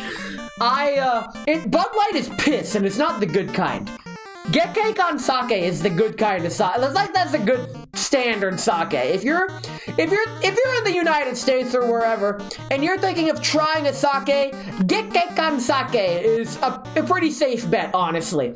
Just get a tiny little bottle of it and try it and see if you like it. I love it. You could try it cold, you could try it room temperature, you could try it warm, just don't try it super hot. You never want to overboil sake. If Bud Light is piss, I'm getting Bud Light. Listen! Bud Light is the wrong kind of piss. Corona's kind of the right kind of piss, honestly. I recommend Corona as the right kind of piss. Just saying. Whereas Bud Light is like fucking Asmongold tier wow neat piss, Corona is like the real gamer girl piss that we all strive for. It's almost VTuber piss tier. Corona's I like Corona. I would drink Corona. I'm not too much of a beer guy anymore. If I did get a beer, I'd get an IPA. I don't really do beer anymore. I do like the harder alcohols. God, what is it with VTubers and P? P-tuber! Let's fucking go. You can't spell P and G without P, baby. Let's fucking, I'm drunk. Anyway. Also, Tadanu, don't throw stones in glass houses, is how the saying goes. Alright. Right. Valentine's Day and piss. I never understood why girls always go to bathroom in groups, whereas guys are solitary. Sometimes at work, there's fucking people that walk in. Okay, I'm in the bathroom by myself, right? Taking my usual paid bathroom breaks very frequently. And I can recognize their voices. Usually it's the vice president of operations and either the HR guy or someone else. And they're having a full-fledged conversation, both into and out of the bathroom. I'm like, that is illegal. Don't fucking do that. No. Why? How? What the fuck? That goes beyond a power move. That's like workplace harassment. Don't do that. Occasionally someone sees me in the bathroom and they're all like, oh, hey, Ness. I'm like, ugh. I don't even say a word back. I just mutter it, ugh. I usually get Coors Light, probably the equivalent of Bud Light. Listen, Coors Light and Bud Light, I've tried them side by side. They are both fucking awful piss. No. I couldn't even finish the can. It was like, ugh. The worst piss. And this is probably a hot take because apparently this beer is well liked by many. I would rather drink Bud Light or Coors Light than Heineken. If you held a gun to my head and you put down a can of Bud Light and a can of Heineken in front of me and said, if you don't chug one of these, I'm pulling the trigger. First, I'd look straight into the barrel and say, fucking do it. But secondly, I would crack open that Bud Light can and I'd fucking chug that thing like I was in the middle of a competition. Oh my God. Prohibition is why American beers are piss. I don't even know what prohibition means, but don't worry about it. I believe it. I came to like IPAs because my dad gave me a different perspective on them. Whereas IPAs have a really crappy taste, but it's the aftertaste that really comes to the fore and what makes the IPA really bloom. It's like a delayed gratification sort of deal, and IPAs are stronger than regular beers.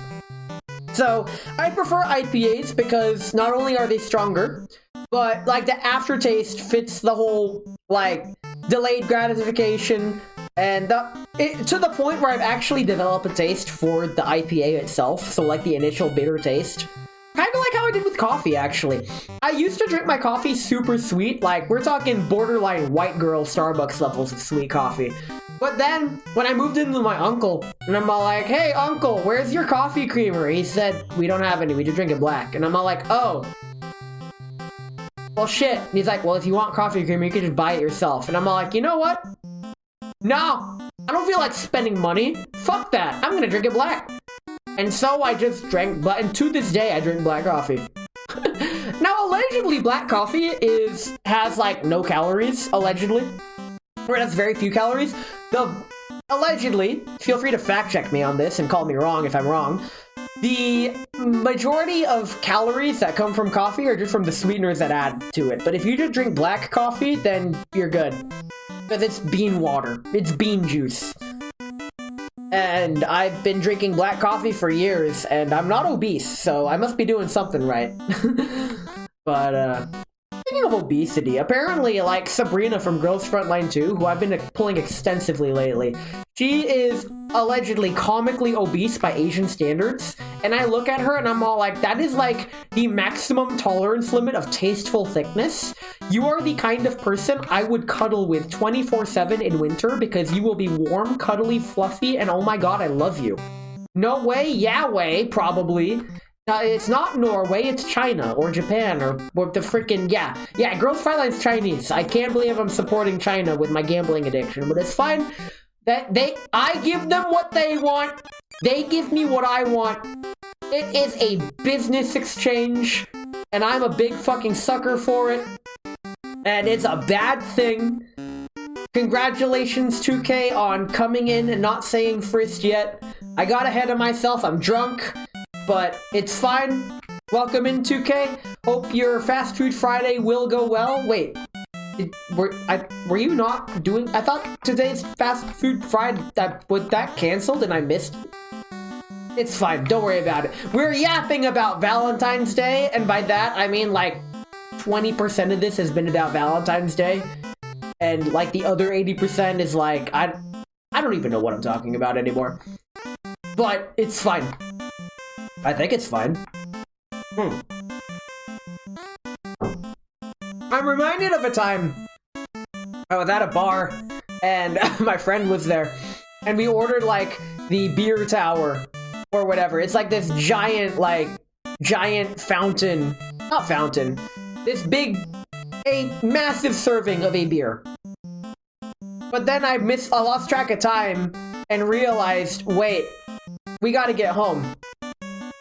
And he's like, well, dang, we have all this beer left, and it's an IPA, it's really strong. And I said, well, I'm driving, and I'm sobering up.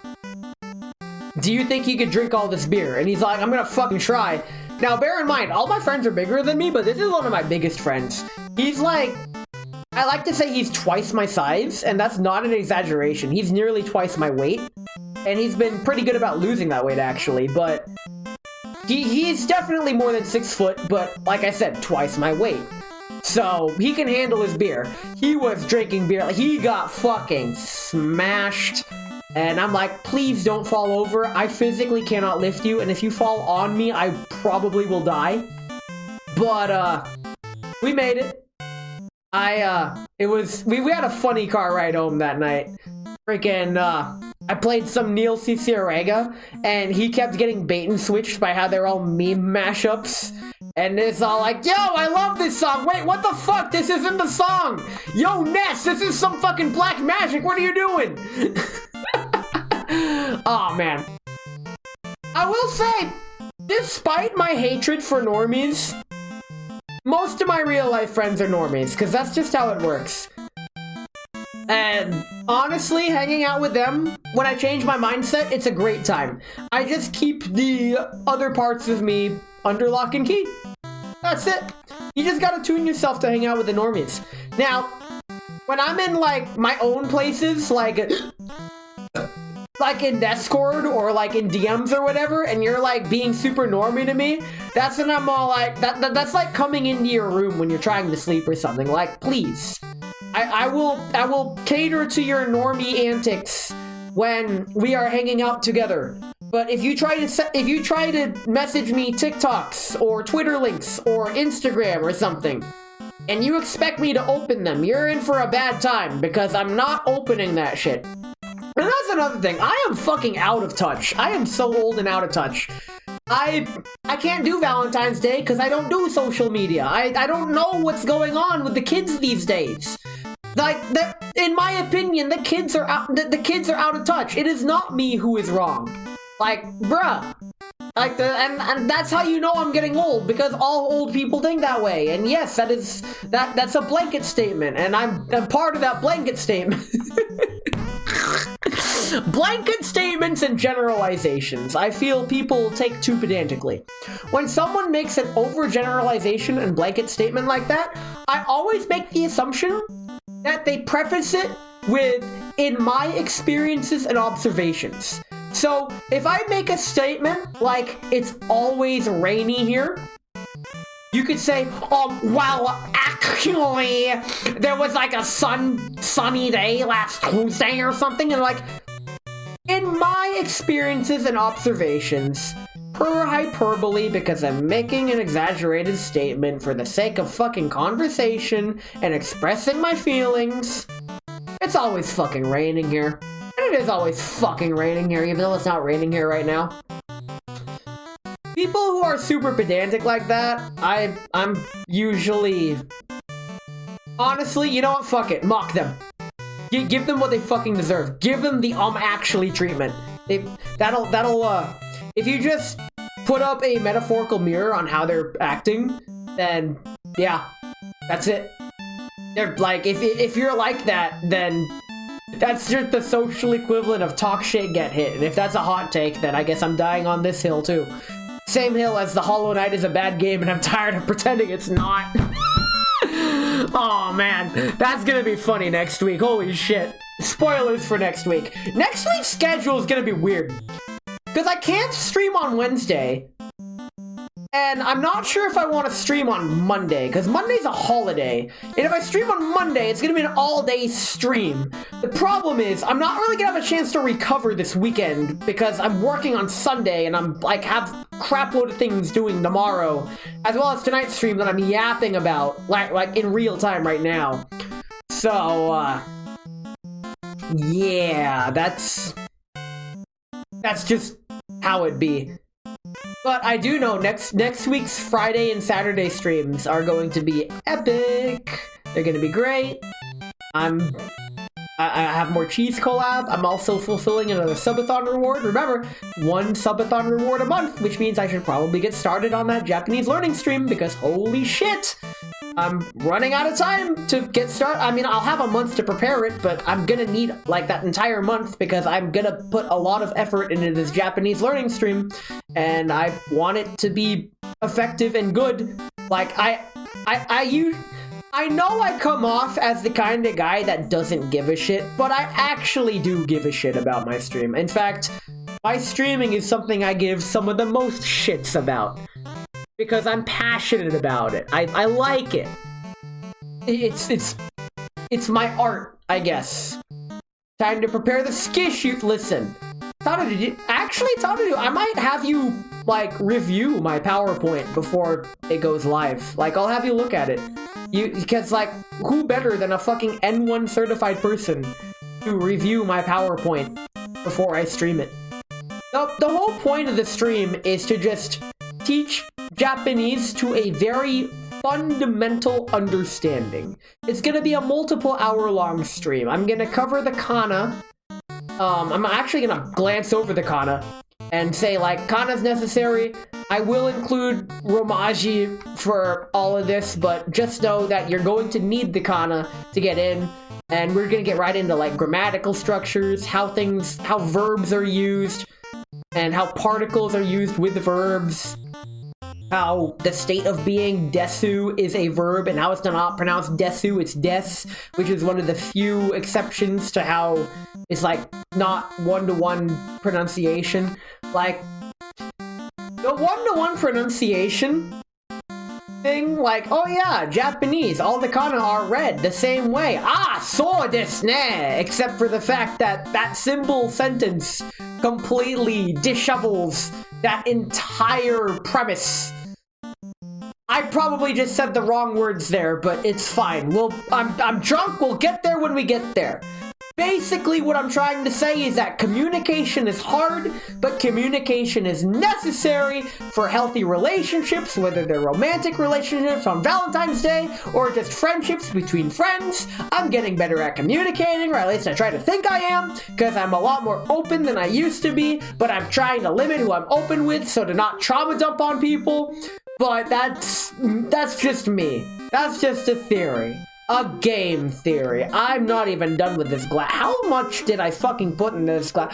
I filled my Pecco glass to 1/3 of the way through. And, I still got a couple sips left, and I'm enjoying it, but, I am definitely feeling it. By the way, the whiskey today is the standard 40% ABV, which is, like, a bit more than 2.5 times more than I'm powerful for. I can still do quick math when drunk. It's 2.5 times would be like 37.5%. Shit, that's actually like the exact amount, because I'm most sake that I drink is 15% or around there. So yeah, 40%, a bit much. But fortunately, I put it in a glass and I'm controlling how much I'm drinking. I'm drinking water, I'm eating bread, I'm being responsible, I'm drunk as hell. Tomorrow's stream's gonna be funny and epic. Oh my god, I need to save... Do I need to save yapping energy for tomorrow? I've been told I'm a professional yapper, but I'm having trouble believing it despite, you know, when I get drunk and going like this. I think I can do it when I'm drunk. I'm gonna be kind of drunk tomorrow morning, but I mean, drinking in the morning, don't worry about it. But, I hit a wall. I can be going for so long and then I just hit a wall. Like, you're yapping and then you just gotta break through the wall. That's something that I've had to struggle with actually since day one. You're better than me in every way. You got the skill issue. The duality of man. We got May, who is sending me words of encouragement, and we got Tadadu with the more accurate skill issue, because it is an issue with how I can non-stop yap about whatever I'm yapping of. What am I yapping? Oh right, Valentine's Day. Valentine's Day fucking sucks. That is all. It sucks because, in America at least, it's a Hallmark holiday. Way back in the 3rd century, they couldn't even decide which Valentine to attribute it to, because everybody was named Valentine Day. Why isn't there a St. Ness Day? Why can't there be a holiday after me? Am I not worthy enough for a holiday? What do I have to do to be a I have to die. Guess I'll die. For legal purposes, that was a joke. I'm not actually gonna die. Okay, so... F. I can't believe Ness is fucking dead.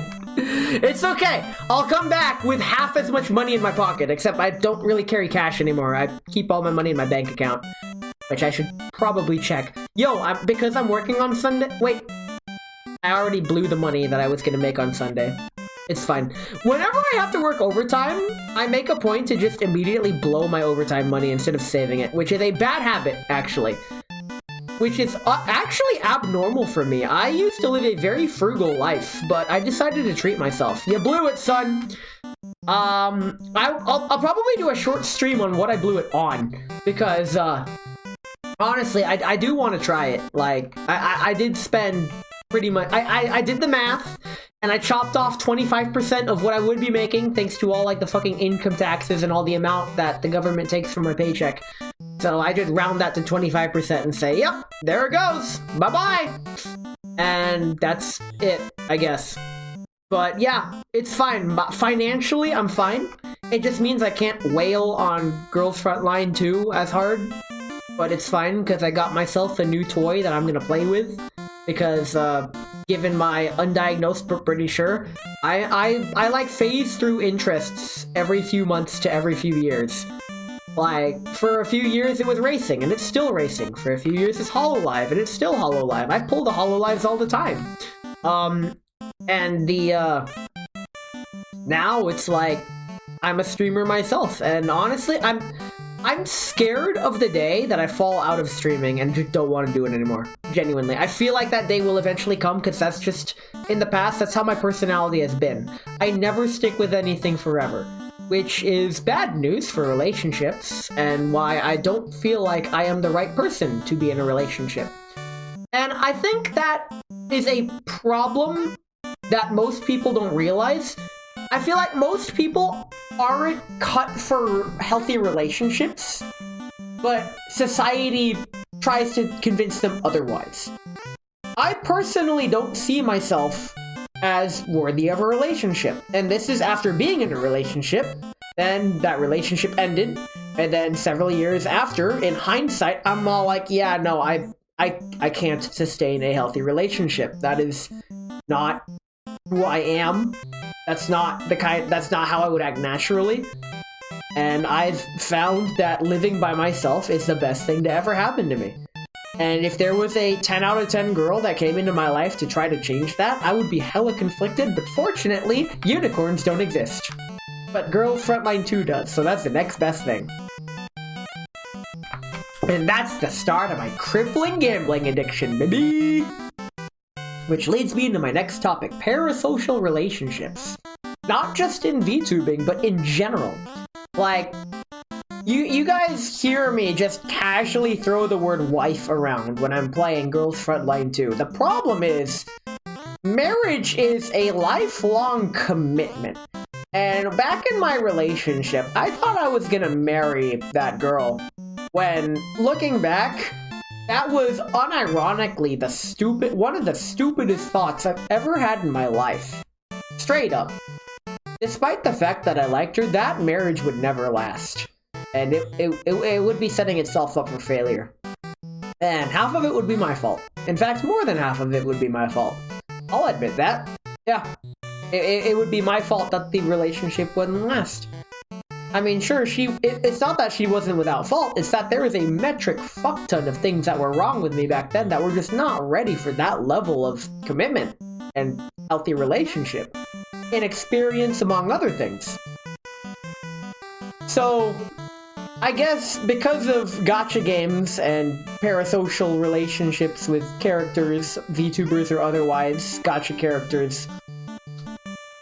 When I say parasocial relationships, I do say that flippantly, like as a blanket statement. I don't mean like, oh my god, like I think about her 24/7. No, I mean like, when I see Litara, I'm all like, wife. That's it. That's my type. That's my type right there. Like, straight up. There's no getting around that. When I see Ulrid, I'm like, kind of wife, because I really fucking like her. When I see Suomi, I'm like, ooh!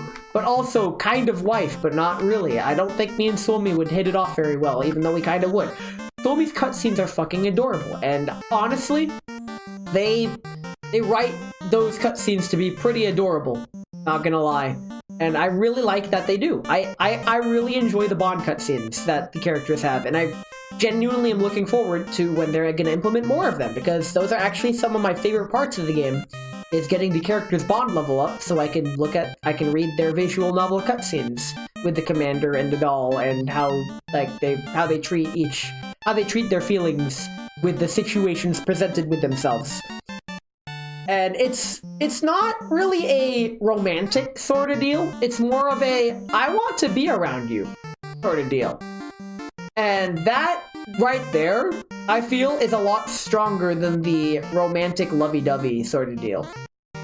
I just said sort of deal like 4 times in like 2 sentences. Whoops. That is the true male fantasy. It's just someone who wants to be around you. That's it. It's not lovey-dovey. It's not, well, I guess in some cases it is, like, sexual relations, but no. Companionship is so underrated nowadays. Like, what the fuck?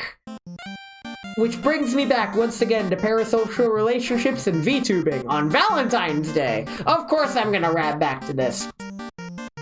About freaking getting to talk to the streamer is fucking amazing. If you can talk to a streamer, just fucking do it, dude. Like, I mean, I know a lot of streamers, it entirely depends on their boundaries. If the streamer is okay with you talking to them, fucking do it. They're gonna love you.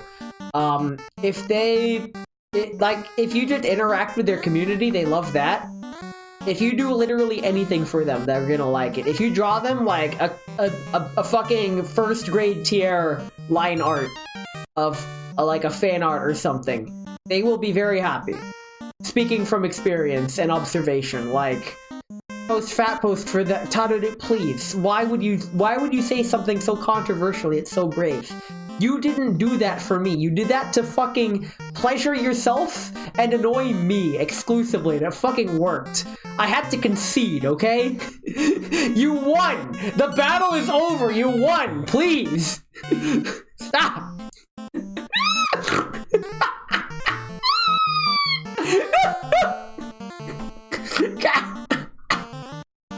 In any case,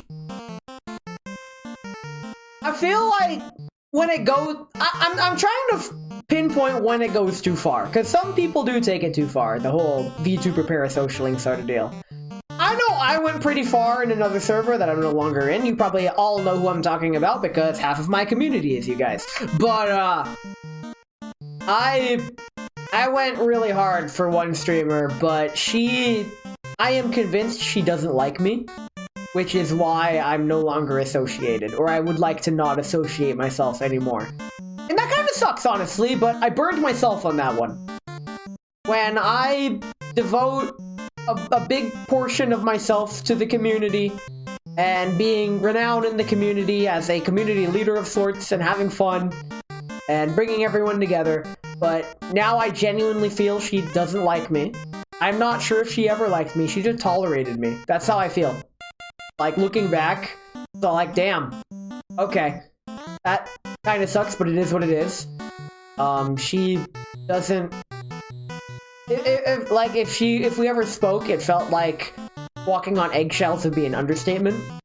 And that's not the kind of natural sort of synergy I want to have with someone at all, ever.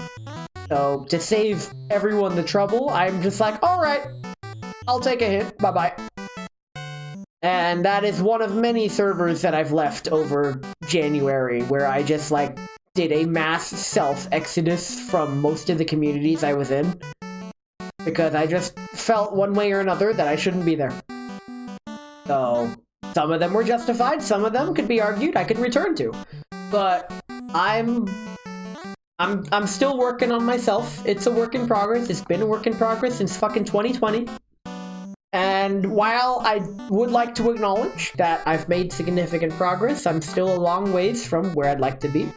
But I would also like to say that it's something that I feel everyone should not have to go through per se, but at least acknowledge for themselves. Not for anyone else, but for themselves. The journey of being the kind of person who you want to be isn't intuitive, but it's a lot, it makes life a lot easier. I hear a lot of people very, like, stressed and angry all the time, and a lot of it is due to external factors that if they just changed their outlook and presented themselves differently, it's a lot of self-inflicted problems. But it's hard to realize that when you're in the middle of it. And I was in the middle of that. And it wasn't until New Year's 2019 through 2020 that I made that realization, like, I need to change. So I made the conscious effort to, and it was really fucking hard, but step by step, it's not that I changed who I was, it's that I kept who I am, but added to it. That's all. I'm still who I was. I just added more to it, and the bad parts are locked away, so to speak. Rush wrote a song about this called Lock and Key. It's off of their Force 10 album, I believe. Is it Force 10? I think it is. Rush Force 10. Is that? Yes! It's from... What album? Fuck. Is it Hold Your Fire? Yeah, the album's Hold Your Fire, but the song... Fuck, I forgot what I was talking about again. Next, I'm gonna DM you something. It's a serious topic. Do not read it until after stream. Okay. Added to yourself, you got fatter. Well, don't do that. Body improvement is something that I'd like to advocate for. I know I'm slacking in that department with my Ring Fit streams. But, I mean, personally for me, I just try to cut out unhealthy foods. I don't cut them out, I just minimize them. I think a big misconception, and this does tie into Valentine's Day, a big misconception people have with staying in shape and being fit and stuff. I heard this from my bodybuilder cousin, and it's advice that I took to heart, and I'd like to share it. You don't have to cold turkey unhealthy food. You just have to be more conscious of it and eat it less. And if you just make a habit of eating it less, eventually you'll just continue eating it less and less until the point where you just barely eat it anymore. You can still enjoy it and still be in shape and not get fat. You can still enjoy it. You just can't splurge on it. You just have to eat it less, very sparingly. I occasionally have a donut, like once a month or less. My lunch every day consists of a handmade sandwich, handmade salad, and store-bought carrot sticks. That is my lunch every single day. And I like it. I'm minimalist. It's easy to make, easy to do, easy to replicate. I can buy the ingredients in bulk and I'm fucking set. And it's healthy. And I know it's healthy because it's all natural ingredients. And I know I'm getting the nutrients I need. Or at least I trust I am, because I've got a freaking variety of natural, healthy foods, or at least I think they're healthy. I mean, if freaking salad greens like spinach or like leaf lettuce or whatever isn't healthy, I don't know what to tell you. That's healthy in my eyes. I also got tomatoes. Tomatoes are good. Sweet peppers, those are good. Oh man, I'm making myself hungry. I like blue cheese. I put that. I think blue cheese is like the worst thing I add. That's like a guilty pleasure sort of deal. But I don't add much of it. So I guess that's where I'm going in. But oh my god, Opie just posted something in my fucking Discord. Oh my god.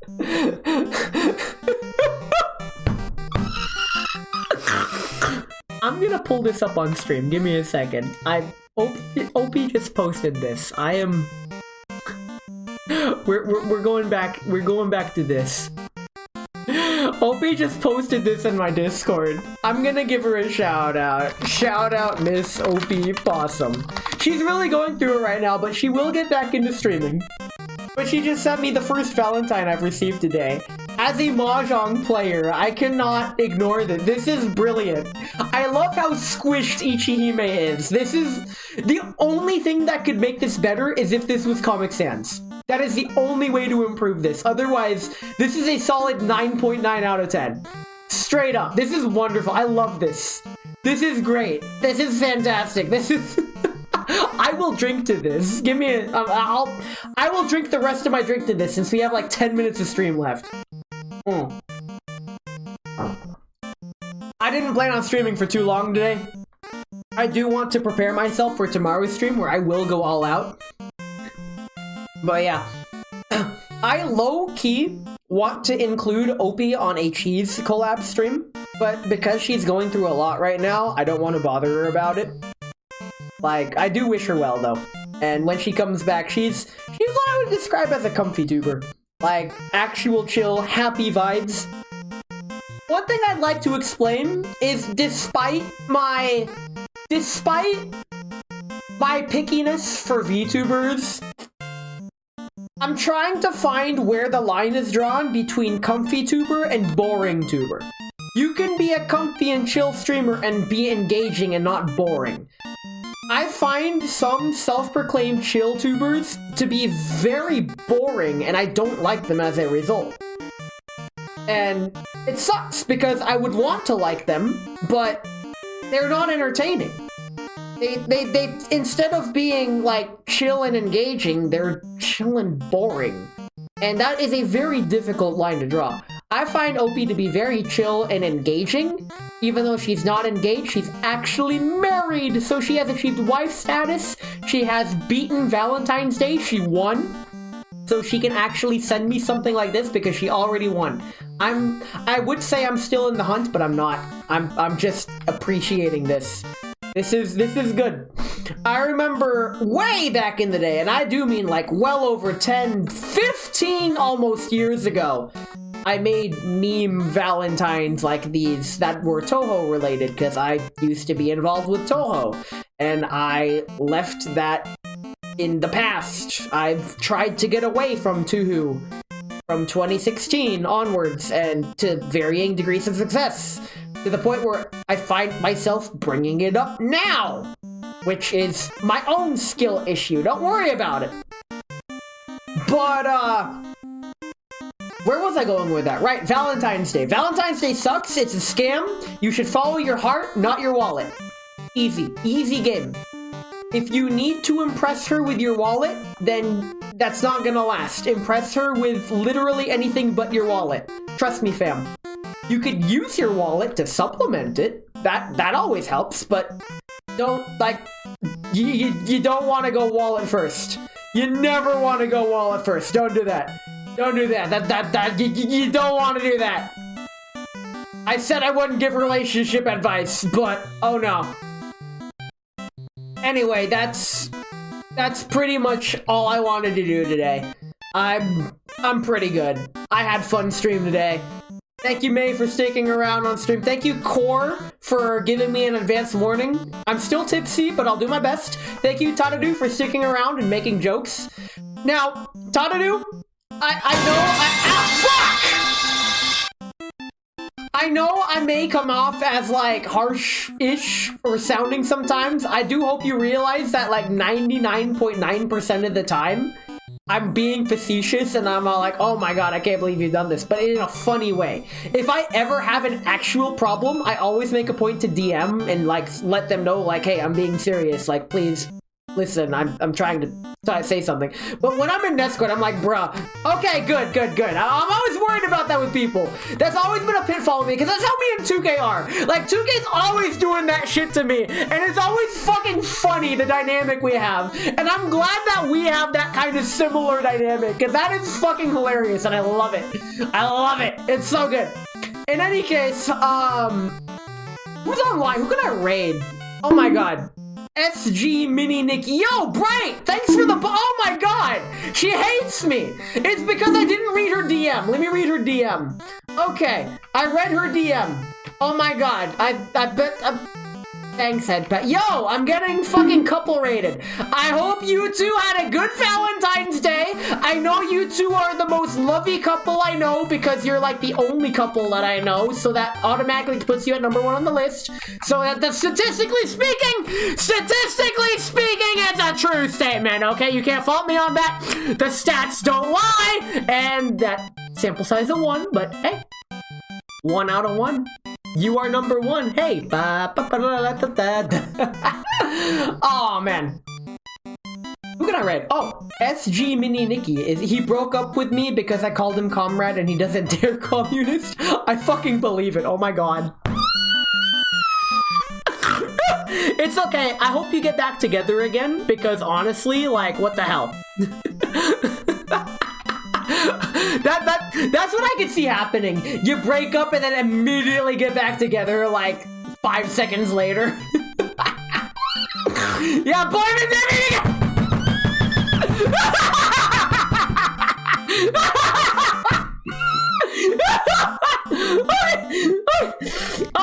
Lovely and jubbly. Okay. Ness, you should harass him into dating him. Wait. Oh, I thought you already won! Oh, wait. Oh my god. That means he's single. Ayo, headpats. I'm just saying. Thanks for your advice today on the airsoft guns and stuff. I mean, we should hang out sometime. Yeah, just saying. I think it'd be fun, you know, to like get to talk and know each other more. Like, you seem to know a lot about subjects that I don't, and like I would like to know more about more firearms, and you seem to be very extensive knowledge in that. And I feel like because of my interest in the Grill's Frontline, as well as my new acquired interest in airsoft guns, I've never had much experience in airsoft guns, honestly.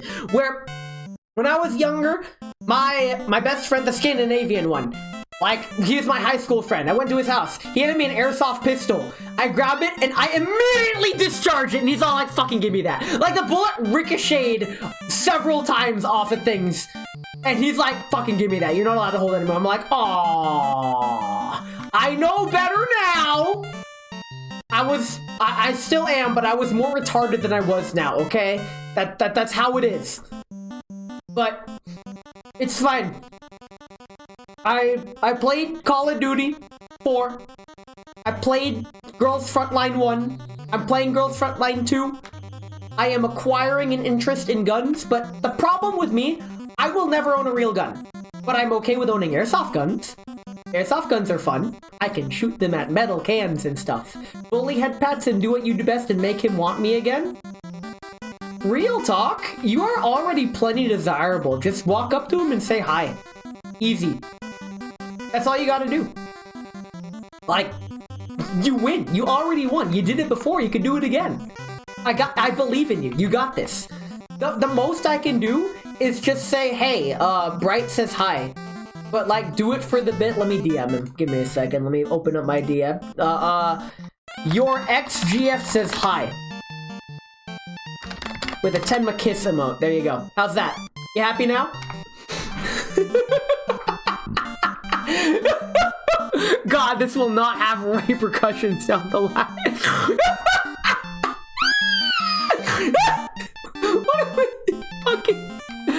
I can't believe I just got pickle rigged! It's pickle rigged! I can't believe you've done this to me. Understandable, have a great day. I have a decision to make. Do I continue yapping? Or do I end stream now? You know what? Fuck it. We're gonna yap, which means I need to take a Bezos break now. So I'll catch you all in 3 minutes. I'm gonna get some more water and stuff. I'll be back.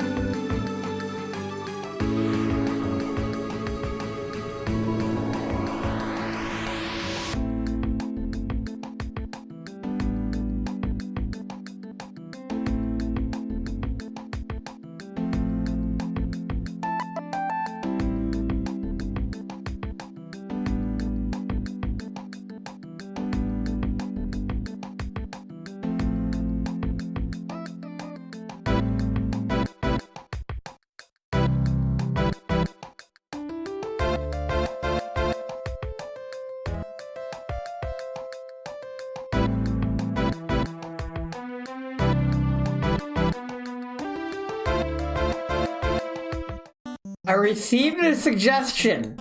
Mix it up end the yap and do content. That's the thing. This is the content. I got water. Water is the content. We are now entering the sobering and yapping content arc. Oh, that is some water tasting water. That is some of the water I've already had. Oh man. More Valentine's Day yap. So, when I lived with my uncle, my aunt really liked watching Hallmark movies. Turns out, like, Hallmark is an entire genre of movie, and the Hallmark formula is really cheesy, but it works. And it's like, honestly, if it's cheesy but works, it's fine. Look at my cheese collabs. They're cheesy, but they work somehow. I'm still trying to figure out how, and I'm the one who did them. Hallmark movies bingo card. Yo! That's a rigged bingo card. You're gonna win every time!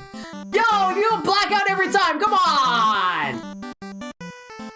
But, yeah, the freaking... I'd never watched a Hallmark movie, but you don't really need to watch a Hallmark movie to know what happens in a Hallmark movie. Like, it's fine. Are they bad movies? Maybe. But that doesn't mean you can't enjoy them. That's one thing when it comes to me and enjoying things. Like, I like a lot of things that might be bad or might be flawed, but that doesn't stop me from enjoying them. Like, sure, I can acknowledge their faults. A lot of the time, I'm not even aware of their faults. Or rather, I'm just okay with them. Like, the enjoyment I receive outweighs the negativity that is caused by the flaws. For example, Girls Frontline 2 is a really strong example for me. Because the enjoyment I get from that game vastly outweighs all of the complaints I have about it. And trust me, I do have complaints about it. The menuing is abysmal. I don't like how the gacha system is set up with multiple separate banners. But I do enjoy the game, both playing it and interacting with all of the characters in it, and all the ways to interact with them, including but not limited to the dorm camera as well as the dorm cutscenes. The dorm cutscenes especially are some of my favorites. And that's how the game sells. The lore, I really like the lore. Is the lore good? I don't actually know. I kind of failed-ish high school English. I don't actually know what good writing is, but I guess I could tell what bad writing is. I guess I have arrived, currently multi-stream drifting with bad visual novels. Oh boy, like what? Could you name a couple of them? Depending on if they're Japanese or not, I might try reading some on stream. That'd be funny. Testing my Japanese skills. Visual novels are actually very difficult to read in Japanese. There was a clearly pandering one, I forgot, Nekomiko, that's what it was. I played it in English. I tried playing it in Japanese, but I struggled really hard. Visual novels imply that you are, you're fluent enough to read in Japanese to be able to play it in Japanese. And it's incredibly difficult. I tried, I failed. It'd be a very slog to try to do it on stream. But if I could find one that is a reading level that is very low, which is almost non-existent because there's no reason anyone would write a low-level visual novel in terms of literacy. Because the whole point of the visual novel is to read. And if you're writing something for an intended native language, you would not have any reservations on word choice. Especially fantasy visual novels. Fantasy visual novels are fucking crazy. I recall my training when I was very first in 2020. March 2020. My little sister can't possibly have a hemorrhoid. I hereby rescind my request. Forget I requested anything. Holy fuck. I mean, I know what I said, but goddamn, okay. I'll take the L on this one. I had no idea that's the kind of visual novel you were going for. I thought you meant like the Sakura series, which are for some reason banned on Twitch. Like the Sakura shovelware. I did play Sakura Spirit. In fact, I narrated it and recorded it and put it on YouTube, and I actually enjoyed it. I can acknowledge that it was very pandery and pretty cheaply written, but that didn't stop me from enjoying it. I remember my first Otome game. It was an app that wake me up at 3 a.m. and yell at me for not sleeping. That sounds pretty accurate. Don't you normally stay up that late? Like, I mean, you kind of can afford to due to your work schedule, so I don't really blame you. People who stay up crazy hours are justified if their work schedule allows it. Like, if you work afternoons, of course you're gonna stay up all night. Like, I used to work afternoons at several previous job positions, and honestly, waking up, doing all your fun stuff, and then going to work, and then going to bed after work, I thought that was the way. That's not the fucking way. I fucking hated it. Oh my god. I would wake up, then go to work, then have fun, and then go to bed. That's how it's done. When I was in middle school, you worked in middle school? What the hell? Wait, you stayed up? I mean, I stayed up till 3 a.m. in middle school too. Not because I wanted to, but because the antidepressants my parents put me on would keep me up and give me insomnia. And who would have thought that those might have long-term side effects that I'm still suffering from? Oh no. Anyway, back to Valentine's Day, which is another form of suffering. Friggin', I feel like cheap chocolate day would be tomorrow. And I'm kind of curious if I would want any of that. I still get monthly Boxu. I'm actually thinking of canceling my Boxu subscription because I'm not really eating them that much anymore. Like, I still have, like, a box open that's half full, and 2 boxes waiting to be eaten. And I'm all like, damn, I'm not eating them as much as I should. I've been trying to get through, like, at least a snack a day. Give it to me, you can eat it. I mean, if you'd like to come over here and take it, you're more than welcome to. If that's an invitation to come deliver it to your house, you'll be doxing yourself. You don't want to do that. And that requires me to go over there, which is, not only seen as creepy, but, you treat, don't worry about it, it's fine. You want treat? You should, I'm pretty sure that your former and soon-to-be boyfriend, Headpats would treat. I'm pretty sure he'd love to treat. I know he would. I am like 99.99% sure that he definitely would. So, go ahead and see him for treat. You want treat? I don't have treat. I have water. I hardly know her, but I have water. You demand treats. Oh no. She's making her demands.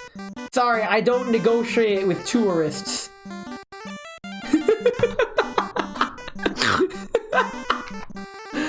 I should continue eating this bread. This bread that I have is like this Italian tomato flatbread.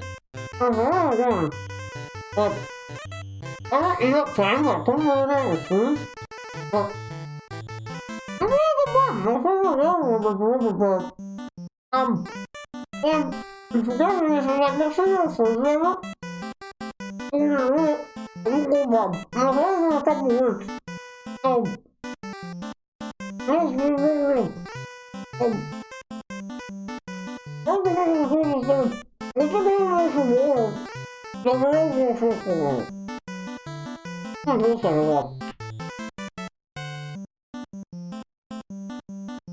Oh yeah, freaking Italian tomato flatbread, really good. Stuff your face with it, you won't be disappointed. It's so good. Holy crap. Like, even in my freaking drunken state, I can still appreciate all of the flavors. Oh my god, this is so good. Thanks to my family telling me, like, if you ever drink, just eat bread, because it'll help your body, like, absorb and process the alcohol or something like that. Some bread is just good. This is like artisan Italian tomato bread that my sister's like, hey, I have this leftover bread, you want it? And I'm all like, sure. But you got this bread. Oh man. That's another thing I'll never understand. Treat? I mean, hey, bread, Italian tomato flatbread. You want? If that's a treat, then yes, absolutely, go for it. That's pretty good. That's freaking good. Ah! I'm being. Man. I guess she really took it seriously with how I'm eating. Like, I hope you get your hungry, because next time you'll be eating some hands or some shit like that. It's like my favorite fake song lyric. There is an AI song cover called "The Customer Is Always Fucking Wrong." And honestly, despite it being an AI song, it's a meme song and it's fucking hilarious. My favorite line that I hope one day you get you're hungry because you'll be eating some hands. I'll open a can of whoop ass on you. Don't threaten me on a good time. Wait. Oh no. Uh-oh. This is bad. I need to get Bright Star 51 here. I need to get her back with head pats. Because right now she's single and feral. And I think she's coming for me and threatening me with several good times. And unfortunately, I'm interpreting this as rebound flirting, which is not healthy. Listen, as much as I appreciate the affection, I am not the one for you. The one for you has already been feral like a barrel of monkeys! Neuron activation, let's go! Listen. I know for a fact that even if you were a commoner, you would still be appreciated by the head pats. Just say hi to him. He'll be okay. It's gonna be fine. I'm pretty sure if you print out a picture of a gun and send it to him as a Valentine's Day card, he would love it, because I know how much he loves guns. If you do one push-up and then flex, and he'd be like, hey, check out these guns, he'll be like, oh my god, marry me, or something like that. That's how it works. You could quote me on that, and if I'm wrong, then skill issue, but don't worry about it. This is late night dating advice from Ness122. How is it that I became a long fucking streamer? I'm never supposed to be streaming this long. What the hell? Alright, it's because it's Friday. I can stream long on Fridays, yeah! Skill issue, more like krill issue. Not so shrimple now, is it? But the skrill issue. That's not what I wanted to talk about.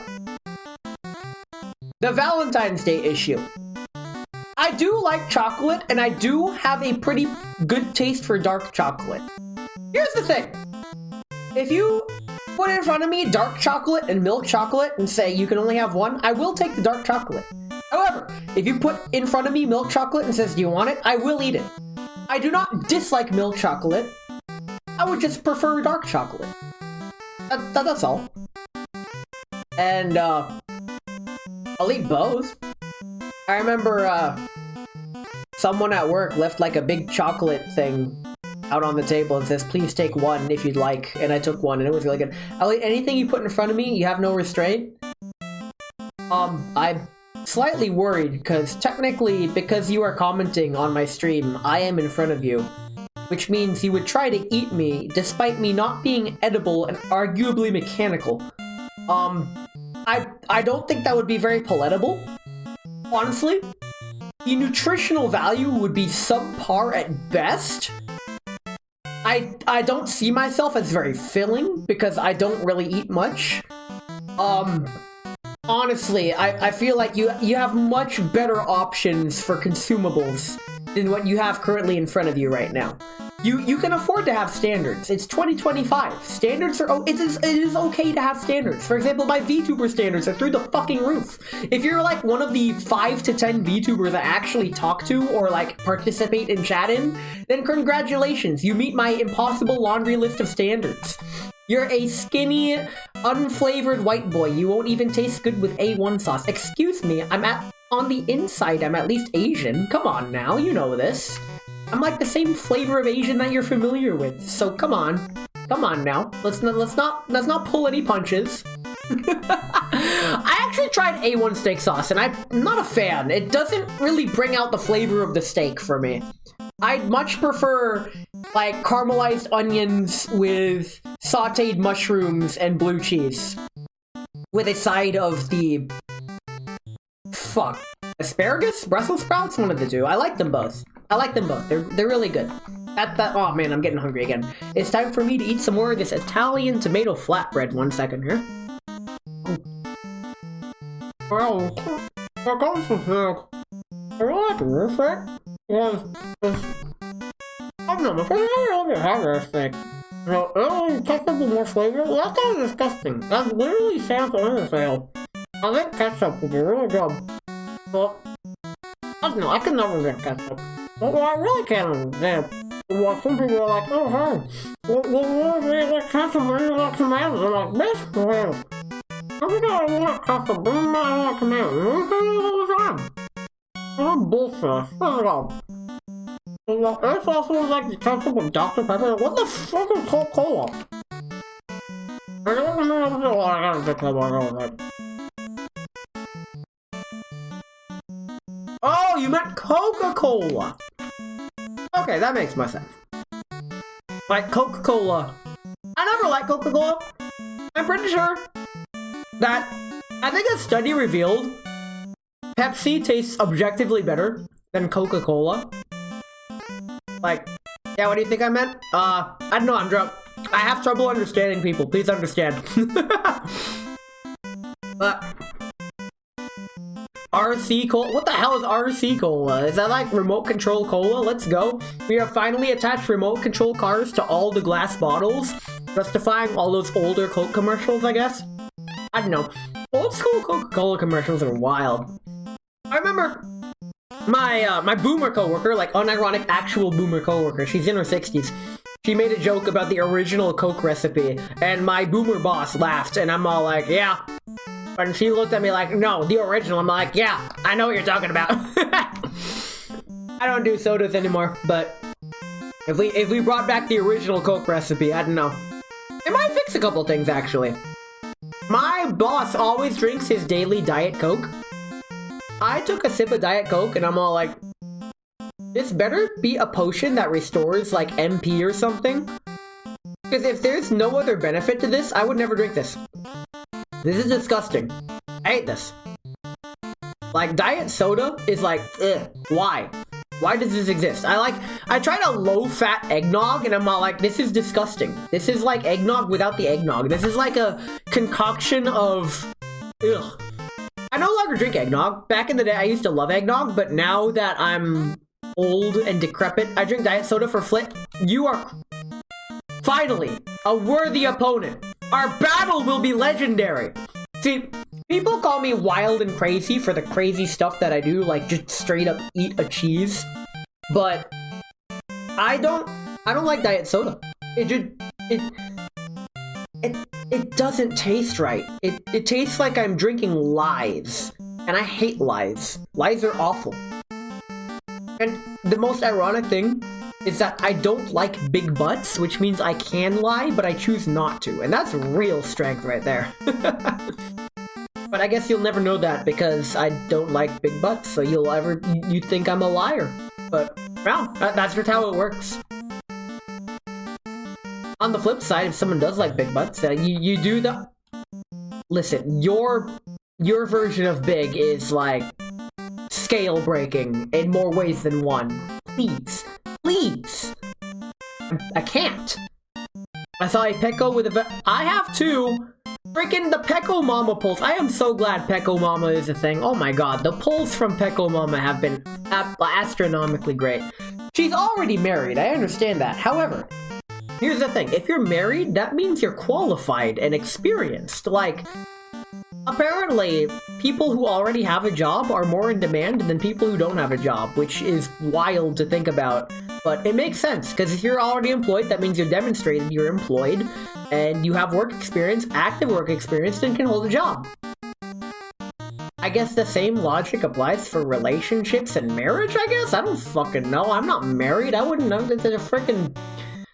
the whole concept of marriage is just wild to me, honestly. How I see it, you have a legally binding contract of dual ownership of the other person, I guess. For tax benefits, congratulations, your relationship is now a legally binding oath. I mean, you must have a lot of faith in each other for that. Very cool. Some work out, most don't. And like, according to a College Humor video, or rather an Honest Ads video, the divorce industry is like very profitable, which I find to be fucking hilarious.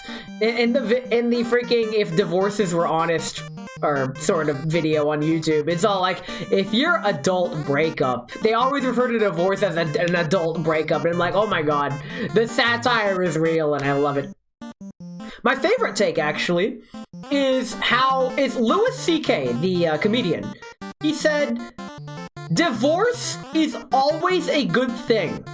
Because no good marriage ends in divorce.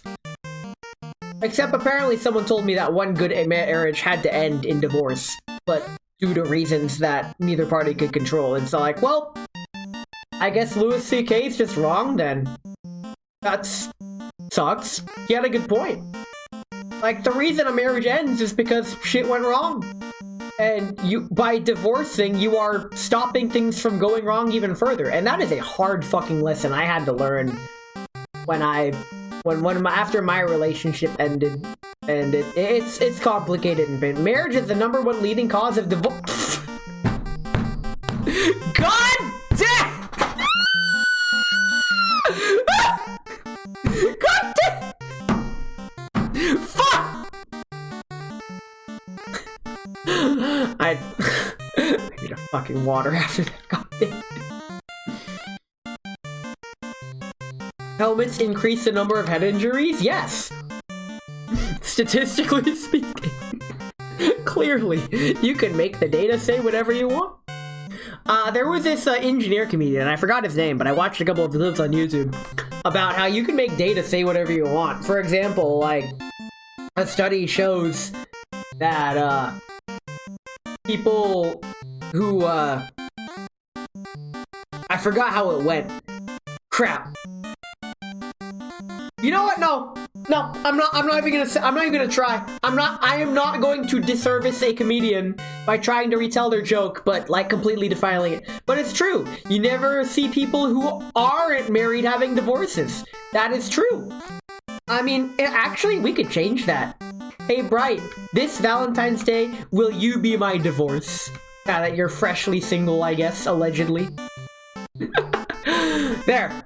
The ball's in your court. We could make history with this one. Let's fucking go. Ow! Hey! Listen! You can't... We're making history here, okay? We're trailblazing. We're cooking the mother of all omelets, Jack. You can't worry about breaking a few eggs. You can't divorce me back with... No! Wait, is this a win? Do I win? I think I win. In a very twisted sense, like, I'll take it. We take those. I win. Okay, we take that. I'm happy. This is a good day because you can't quit your you can't boss me. You're not my boss. Wait, if anything, I'm still technically your boss. You said so once, probably. I mean, I can't. I've lost the timeline completely. I got so jumbled up in all of the different lore, it just collapsed in on itself. Skill issue. Listen, managing my Harlan. No, she's using my own spells against me. Ah! Oh, how the turntables! And then I become a DJ tuber. I probably shouldn't talk about the DJ change that came on Twitch, but, so I won't. But apparently there's, like, a whole DJ category, but you have to be a dedicated DJ, and I'm all like, well, okay, I keep my own albums. I don't really need any of that. That's another thing. There was a YouTube video that I purposely ignored after the first, like, minute of the video essay. The video was something like, I'm Spotify's worst enemy or something. And it talks about how the guy just downloads all of his albums locally as MP3 files and just keeps them on his devices. And I'm all like, that's literally me. And literally anything you say after this is either something I already agree with or already do. How the tables turn? Yeah, that's how the Lazy Susan trays work. Finally, someone else who knows what a Lazy Susan is.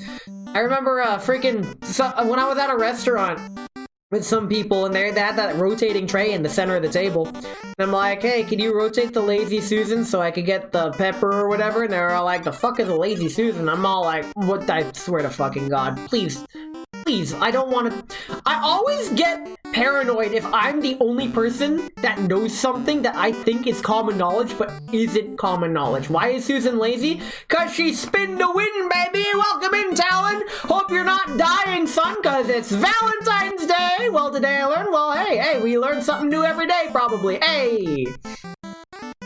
I'm like, is Susan fat? She can be. Meet a fat Susan. I like it. I'm pretty sure there are many Susans here in this country that are very fat, so they're just waiting to meet you, bro. You got this. You got this. Honestly, Tadanu, you're in what I would consider the #1 country for your preference. Let's go gambling! For what? Am I just gonna boot up Girls Frontline and do a 10 pull? I don't want to right now. I genuinely don't want to. I'm in ramble mode. That'll take me out of ramble mode. Freaking, I will say next week's stream schedule is gonna kind of suck. In fact, it might be a Tuesday, Thursday, Friday, Saturday, maybe. But or like hell, I might just miss. How did you know I was leaned so far over? Was it my microphone slightly louder than usual? What the fuck? Okay, fine. I sit up straight, and we're good. Okay. I can breathe properly now. Awesome. Yeah, like that mouse animation. Yeah! I like those mouse animations. Those are funny. Brightstar, she sent me a couple mouse, like, I forgot what they were called, but they were the funny animations with the mouse. Not the Mickey Mouse, the other mouse, the better mouse. And all the mouse said was, yeah, but Corduroy the Rat, yeah, that one. Yeah, if you just type that in YouTube, you'll see several animations with the rat. And he says, yeah, a lot. And they're actually pretty good animations. They're funny. I recommend them, even if you're not. I recommend. They're funny. They're a recommended Valentine's Day date content. Like how my friend, but does he make all the rules? Maybe. My friend and we saw Joker 2019, back in 2019, because he wanted to see if it was a really good date movie or not. And while it was a really good movie, it is definitely not a date movie. Just like how The Wolf of Wall Street is not a date movie, but I made that mistake the hard way. He's just going through life, and he's just living! Oh, man. Water time. Give me a second. I need to hydrate. Okay. Oh, man. Yeah, I think next week I'm gonna take it really easy. I might take several days off streaming just so I can recover, because I normally don't stream this much. This is a crazy amount of streams. Not to mention, I'm gonna be really busy with other things next week. So to just prepare myself for, I might do like a Thursday, Friday, Saturday sort of streamy deal. Yeah, I'll go with that. Yeah, thanks for being so supportive. That's something I've noticed myself and a lot of streamers worry about. It's like, if community doesn't support your decisions, well, too bad. They're your decisions. You gotta take the reign on your decisions. So that's what I do. I'm taking it easy, so no cheese actually, there is cheese next week. There is cheese this week. There's cheese next week. There's cheese the week after. And then the week after that is no cheese, and I'm still trying to get a collab for the next cheese. Yeah! Cheese! I still have a pack of Gouda cheese. A cheese wheel of Gouda cheese. It's not easy being cheesy, are you sure about that? I'm getting used to the cheese. I was already tolerant of the lactose, but now I'm like accepting of it. Motherfucking chose! Cheesy chosy. Past tense cheese is chose. I hate this. I hate this. Oh my god. I fucking can't. Oh. That almost hurts me physically to think about. Oh my god. I can't believe you've done this. Okay. Okay. We'll make it. We got this. It all comes back to cheese. From Valentine's Day to Cheems. Shit, now I'm saying Cheems. Because that's freaking, she was live earlier today. I just didn't tune in. Sorry about it. It's fine. It's. Thanks for this cat. In any case. Tomorrow is a very special stream. I have a brand new collab guest, and I will continue to be having brand new collab guests for the cheese collabs, and I am going to be going through probably social anxiety, but I'll be drinking to help alleviate it, and it's going to be funny. I hope it's going to be funny, and definitely look forward to it. Look forward to the cheese. Look forward to the other antics. I do have a couple surprises in store. Don't you worry. It's gonna be great. And, yeah. I'm running out of steam. But I still have like half an hour left of stream left according to Twitch's like pre-roll ads. I'm gonna milk it for all it's worth. I'm going into maximum overyap mode, baby! Let's fucking go! Except I have nothing to yap about because I've already extensively yapped about how much I hate Valentine's Day. Except for the cheap-ass chocolates later, except they don't really go on discount now. They just say they go on discount, but they just return back to MSRP because they no longer have the Valentine's Day markup. One policy I finally made my mom understand is that on any holiday or whatever, don't send me a damn card. I don't care about receiving a card with words on it. Like, just say hi, we'll hang out or something. That means a whole lot more to me than sending me a damn card and be like, okay, I'm the only motherfucker that doesn't like cards apparently, but it's fine. Put money in it, I'm poor! That's the thing though, while I appreciate financial support, I genuinely don't need it, and I would much prefer people spend money either on themselves or on those they care about, except for me. You hate holiday cards? Very cool. The thing is, with the whole money thing, my mom is retired, so she can afford to give me a bit of money here and there, but I don't need it. Nah, dog, spend money on me. Like, oh my god, Bright Star is entering her e-girl arc. This is so sad. I can't believe she's done this. You were the chosen one. You were the chosen one. No! I mean, we did realize that, the average amount spent on Valentine's Day for a significant other is about $108 to $131. So, Bright Star 51, if you have a gift that you want, or a combination of gifts that you want, that is between $108 and $131, you're in luck. Because on average, you will be receiving those gifts from your significant other. And don't take this the wrong way, but you are significant, and you are not me, therefore you are another person, making you a significant other. But I like cards because it reminds people, remember I exist even though I'm not in your line of sight.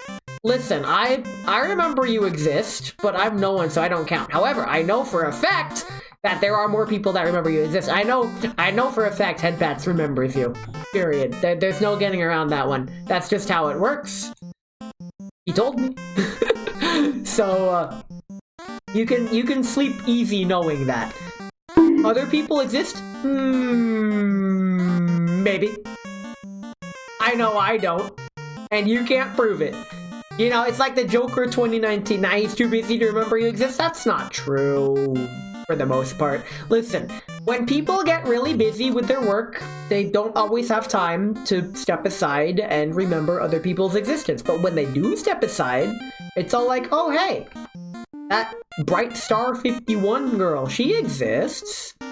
Yeah, you exist. And I'm tired of pretending you don't. Which brings me back to Joker 2019, which is one of the movies ever made. I love that movie. Apparently there's a sequel, but I don't want to see the sequel. I'm not going to. I liked the first movie. It's a good movie. Hey, Ness, the accident wasn't... Wow! I know the accident was quite heinous, but you don't have to rub it in. Jeez! Words can hurt people. Like guns. It's like that song once said.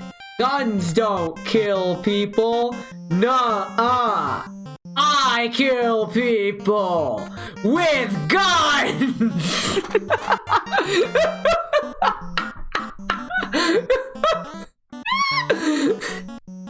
Those were song lyrics. Oh, wait! Okay, I'll wait. I'll hold up on the keyboard. I'm waiting and holding up. What you got? My finger's getting tired. The up key might break under the sheer pressure that I'm exerting. We're going up. We can only go up from here. I'm locked into this facial expression because you make me hold up. I could be irritated or angry right now, but you would never know because I'm locked into this expression from holding up. Please. What is it that I'm holding up for? He's got something up for me. Is it a dog? Is it the up dog? Can we get much higher with up and relax? Wait, can we get much higher?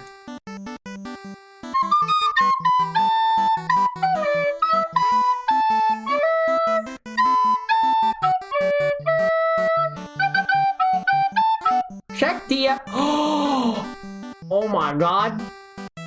Ladies and gentlemen, I win. I have beaten Valentine's Day because today, on this fine Valentine's Day, a verified female has DM'd me. I win. I absolutely win. Let's check this DM. What the fuck is this? I'm putting this on. Jamie, put this on stream. Give me a second. What the fuck?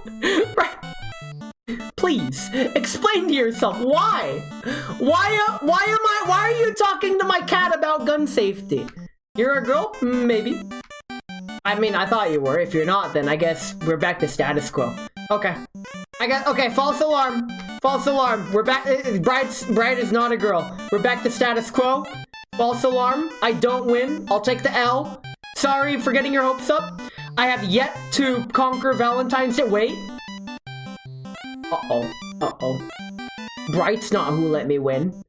It's Opie. Opie. She DM'd me. Oh my god. I win on Valentine's Day! Yo!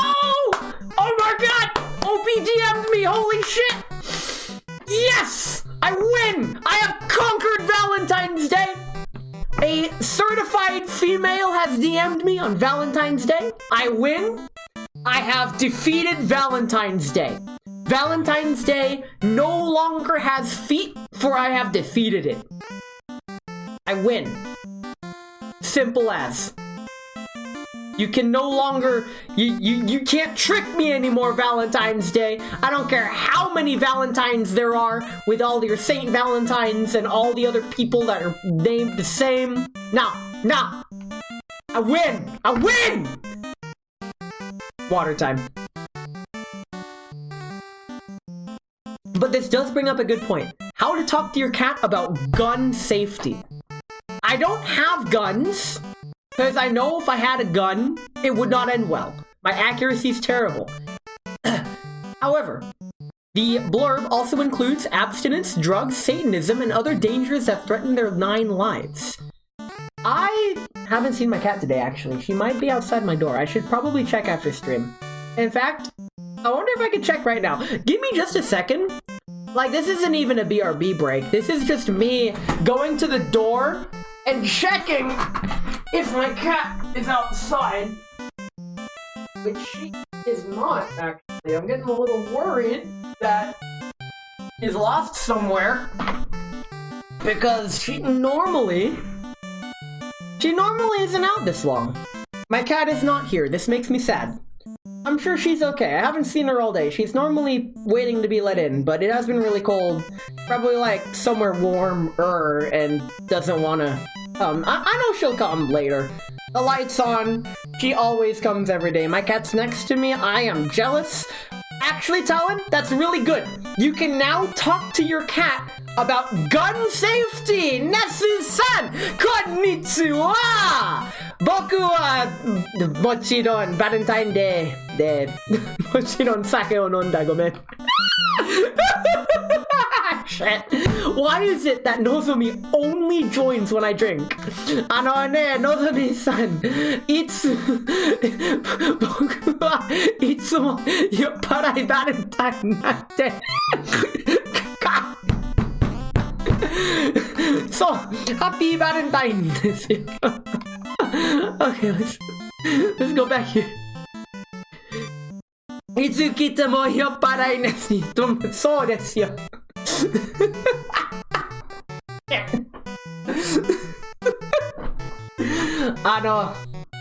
あと20分で配信が終わっていますけど、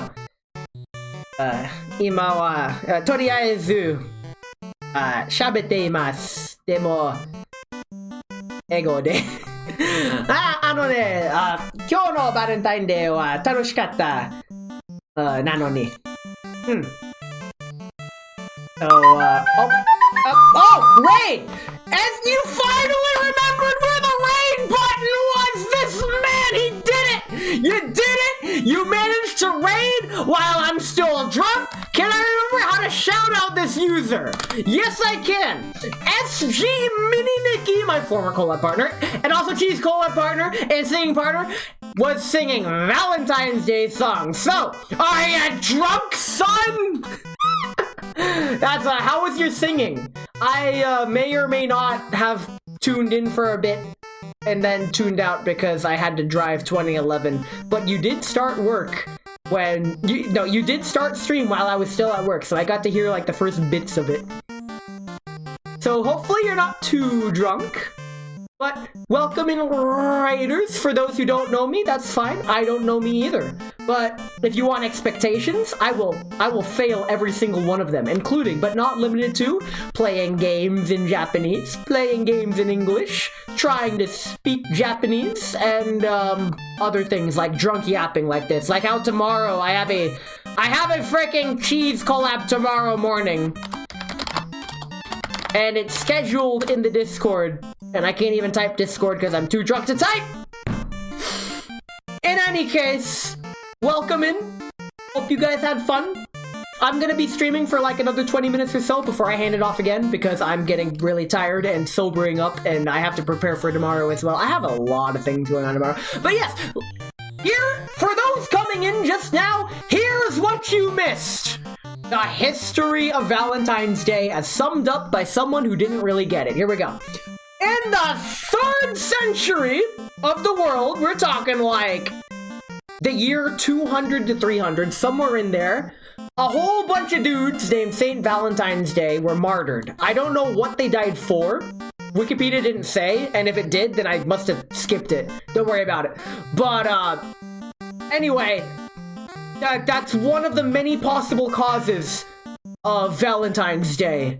So, if you have any other Valentine's Day side effects, for example, how in America, the average amount spent per couple on Valentine's Day is $108 to $131, please consult a doctor, because, please don't put your wallet first in relationships. That is not the way, unless you're a whale, in which I guess money buys happiness. See, here's the thing. Somebody once said money can't fix all your problems. I'm like, bitch, I can't think of a single problem money can't solve. So your argument is invalid. So I guess that completely overrides my previous statement. Put your wallet first. Live your best life. Go broke. It can fix a lot of them. Talon, what is one problem money can't solve? One. Name one problem you have that money can't solve. I challenge you! You're being challenged live on stream! Come on! You got this, I believe! Unless you're gonna discat me as a response, which... God?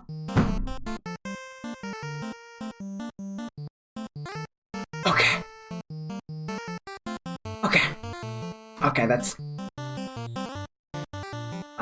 That's fine. I didn't want a response anyway. Freaking leaving me on red this Valentine's Day. It's alright. I thought, you know, in Japan, the whole Valentine's Day thing, the girl gives the guy the chocolate, or rather, more accurately, the guy receives the chocolate. So, you ain't getting nothing! You're getting chocolate from me, man! Why? I can't believe you've done this. I trusted you! But I guess all in all, you're just another brick in the wall. It all comes back to that album, which I surprisingly haven't listened to enough. I've only heard that album like 3 times, and it's alright. I liked it, but I didn't really get why it's so groundbreaking. But it's fine. It's nice. It's neat. It's cool. So, I'm running out of steam, but fortunately, can I yap for another 10 minutes? We're about to find out. Can I find someone to raid in these 10 minutes? No, actually. Like, if you're not playing Mahjong, then you're not streaming right now. What the hell? Where is everyone? Everyone's either playing Mahjong or It's fine. I can just spend my Valentine's Day by my lonesome, which was the... what the fuck? I can't believe you've done this. It's okay to spend... It's okay to spend Valentine's Day by yourself. In fact, I feel that's the preferred way, because you don't have to spend $108 to $131 on gifts. You demand abuse? Oh, I'll give you abuse. Check this out. Admin abuse. You are not allowed to post links in chat. There are certain words that are banned in chat that you can't say. I am abusing my admin powers over you because you can't say certain things in chat. So get abused, son. I am silencing you. You are now for... I can't believe you've done this. I can't believe you did. Why would you dance around it so obstinately? Like, that is more bold than the impact font. Do a barrel roll! Press Z or R twice. I actually did try playing Star Fox 64 in Japanese, but it's way too hard to keep up with, because you're forced to dance. Do the dance! The way you move is a mystery! Love that song. Freaking Justice does justice. Alright. It's 7 p.m. I'm sobering up-ish. I have things I need to take care of. I'm gonna start wrapping it up, but that doesn't mean I'm ending it here. I'm gonna try to milk the end of pre-roll period as long as I can. No? What do you mean, no? What do you mean? They love me. They want to fight me. They love me so much they want to fight me. Okay, I guess we're throwing some hands. Here's the thing. Here's the thing, bucko. Never bring a fist to a gunfight. Oh, what now? I'm gonna shoot the top of my water bottle, and the water bottle cap is gonna go in your general direction and spray water in your eyes, and that'll, like, irritate your eyes so you have to close them. And when that happens, I will take that opportunity to run away. How's that? How's that? I am so good at evading social situations. Like, I planned this all from the start. Oh gosh, she's got a gun! Uh-oh. I'm not good with guns. Oh god, everyone's got a gun! No! No! They're using my own spells against me! I can't believe you've done this! Why? I can't believe you do this to me. This is truly the moment of all time. We're having a mutiny! Ah! I'm dead. I'm dead.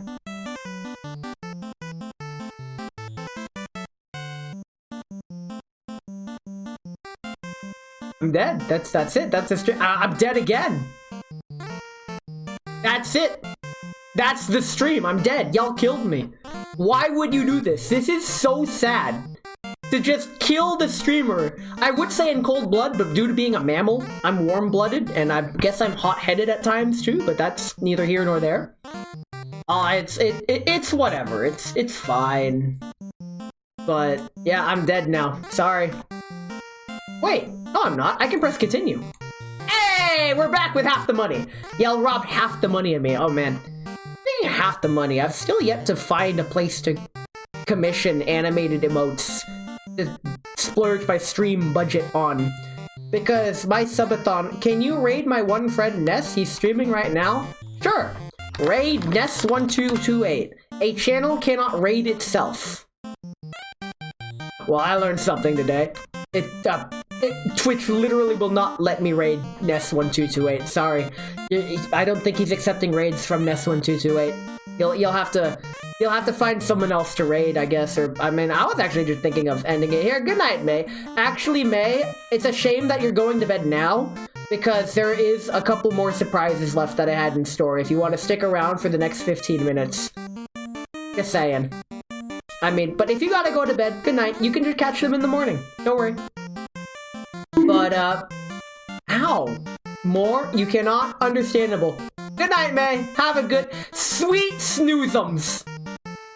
Oyasumim, as I like to say. It's okay, Bright. I'm staying for a little bit longer, but unfortunately, I am running out of stream. This actually does remind me of something I wanted to talk about. Me as a relationship partner sucks. I thought that I was low maintenance. I am not. I am the worst quantum superposition of very clingy, but also needs my personal space and alone time. Which fucking sucks, because I am like a metronome swinging back and forth between please spend time with me and please leave me alone. Like, it's awful. That's that's one of many reasons why I don't feel I'm fit for a healthy relationship. It's because I'm too hard to deal with, like, with how I'm set up, how I'm wired. It's fine. I prefer friendships anyways. The relationship I had in college was very nice and very fun, but honestly, I don't think that I am capable of, I guess, maintaining and supporting a healthy relationship with another in terms of romantic love. Now, when it comes to friendships, oh my god, I am so there. I'm actually here to make friends. A lot of streamers aren't here to make friends. I'm not a lot of streamers. In fact, I'm like no streamers. I'd like friends. That's kind of what Nescord's all about. I don't feel like I'm ready for a healthy relationship because all the people I'm in are not that kind of healthy. What the fuck? I get what you're saying though. I get it. It's tricky, but that it be what it be, and it's okay. We'll all make it. I think society puts too much burden and expectation on having a relationship. Like, oh, you're supposed to have a relationship. Why? I remember back in a high school youth group that I was in. When I tried to talk to one of the counselors, like, I want to try to get a girlfriend, and he's like, okay, why? And I'm like, because I want to. He's like, okay, but do you know why you feel this way? Or do you know what goes into it or anything? And I'm like, no, I just feel this way. It's a natural urge, I guess. And, it's only like in recent years that those words have resurfaced, and I'm kind of finally understanding the importance behind why. The sheer irony that is on Valentine's Day, too. But yeah. In any case, it's fine. Relationships are great. And when I say relationships, I don't mean just limited to romantic relationships. I do mean like friendships and bonds and the people I talk to. I do mean it in a blanket statement, like relationships are fantastic and I love them. And I really appreciate the kind of relationship I have with everyone here. Water time! Let's fucking go! We water gang! That is some water. Yeah! Go find a person, eventually you'll find someone who you don't mind spending the rest of your life with, even though you want to beat their ass. That's how I feel about most of my friends, actually. I would like to spend the rest of my life with, like, all my friends just, like, being as we are now. Like, holy shit, I love that. I try not to think about my own theory that I have a friend limit, an internal friend limit. I've noticed that whenever I gain friends, I tend to lose friends as well. So, with the irony that I checked my notifications on Twitch, it's like, oh hey, you got a new follower, but my follower count remained the same. Perfectly balanced, as all things should be. I'm like, oh, okay, and that got me thinking, like, when I gain new friends, I end up losing connections as well. So I have like a max internal friend limit, and I feel like I'm hovering around there, that if I make many more friends, I'm gonna lose other friends, and it's like, well, I'm happy where I'm at. I do like everyone that comes talk to me. I do like everyone that is in Discord and talks. Anyone who DMs me stuffs. I love it. And that's where I'm at. And I'm really appreciative. And I think that's... Oh my god. To cap the stream off. We finally figured it out. I finally have truly gotten the true end of Valentine's Day. The Valentine's Day truly is the friends we made along the way. God damn it.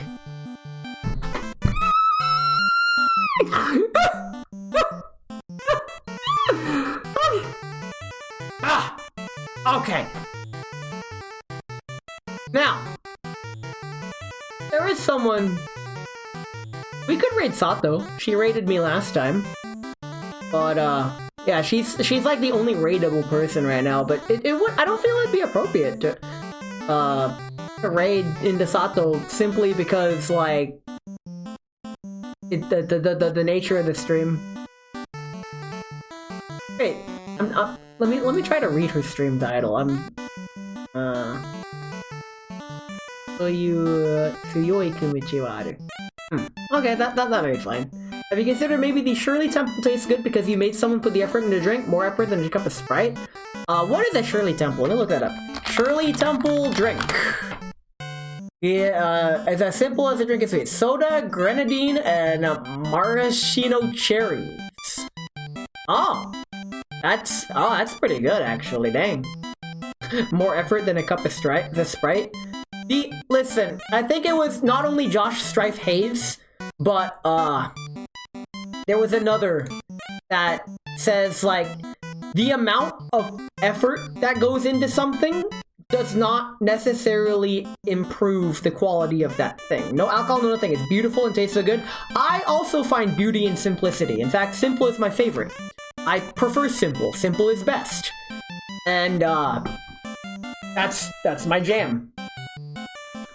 And I forgot where I was going with it. Oh right, the thing is, the amount of effort and love put into something simple and clean is the way that you're making me feel tonight. Or something like that. It's fine. Yeah, Shirley Temple tastes better than plain Sprite. I mean, I wouldn't know, and I feel like I can't try one now because I have like a freaking monk oath sworn to not drink soft drinks anymore. So I wouldn't drink it. Sorry. I can imagine the taste, and I'm imagining based on how I used to love Sprite when I was younger, and I've had ginger ale, and I like that. And I love maraschino cherries, like mix them together. Hey, Mr. Ness, what's the deal with airline food?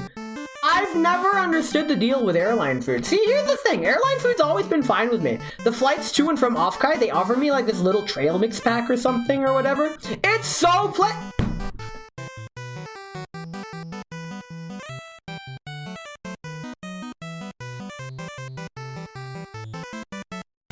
I've literally never heard that punchline. I have literally never heard that punchline before. That is my first time actually fucking hearing the actual punchline to that joke. Jesus Christ. I've gone my whole life just thinking that the joke was, what's the deal with airline food, as a setup to a bad joke. I didn't realize the joke actually had a fucking punchline. Can I end stream? I just want to curl up on Valentine's Day. I feel like I just lost Valentine's Day again. This is... you win some, you lose some. God. How you feeling, champ? I'm sobering up. I'm actually pretty hungry. I do need to shower and make myself dinner. Like, this Italian tomato flatbread is not really filling me up that much. I do need substance. Eat some cheese. That is tomorrow. That is tomorrow. I am eating lots of cheese tomorrow. Don't you worry. Tune in tomorrow morning for the cheese collab. Until then, Sabrina worked at an Italian restaurant. Let's fucking go. Yeah, that's it. I really do need to take care of myself though, and I'm running out of time to do that because I'm going to bed in a couple hours. So I'm gonna call it here. And since let me refresh. I don't see any raid targets that are decent to raid from a stream like this. So we're gonna end it here. We're gonna call it good. So, thank you everybody who came to my Valentine's Day drunk yapping. Thank you Tadadu for always sticking around. Thank you Brightstar51 for spending time on your day off to come visit me and hang out. Hey, listen! Thank you Talon for always being a good friend. Hey! Listen, hey! Thank you May for going to bed on time and respecting your own responsibilities. And I will catch you guys all. Can you do me a favor? Depends on what the favor is. What is it? I guess I can do you a favor. What you got? I can help out. I mean, can you send me to Gaddy? Is that a streamer? You could just go there yourself, probably, I think. Maybe, possibly. Yeah. Let me look him up. Bruh. Let me go to Twitch TV. And let me look up this Gaddy person. Gaddy, they're playing Ready or Not, Valentine's Day, collab. Oh, wow.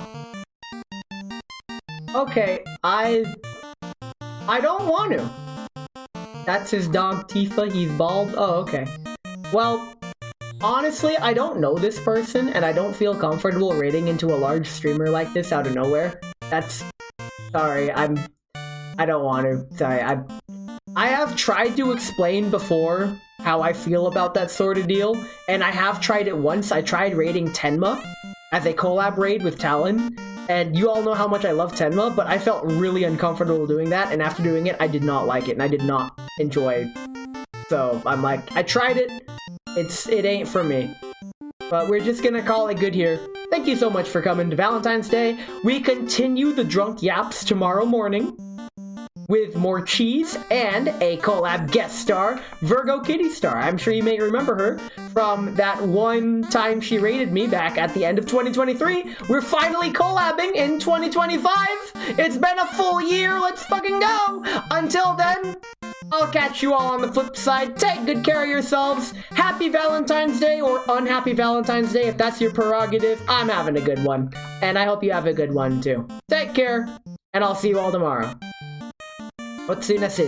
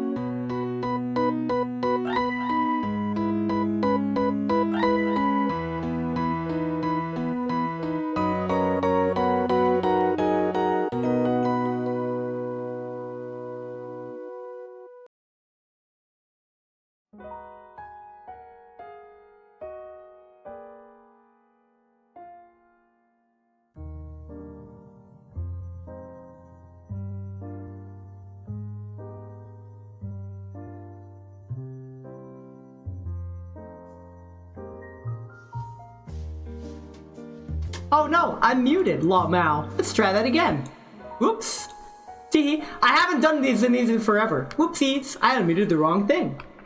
If I could begin to be half of what you think of me, I could do about anything. I could even learn how to love. When I see the way you act, wondering when I'm coming back, I could do about anything. I could even learn how to love like you. Like you. Love like you.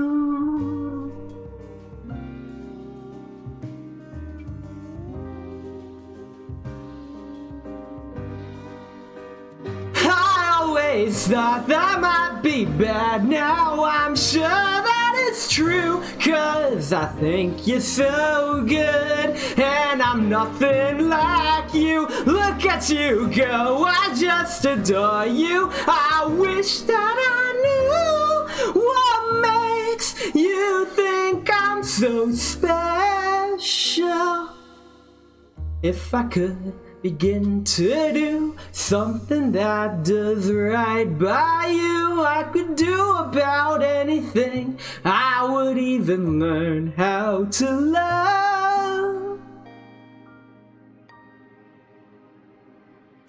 When I see the way you look, shaken by how long it took, I could do about anything. I could even learn how to love like you.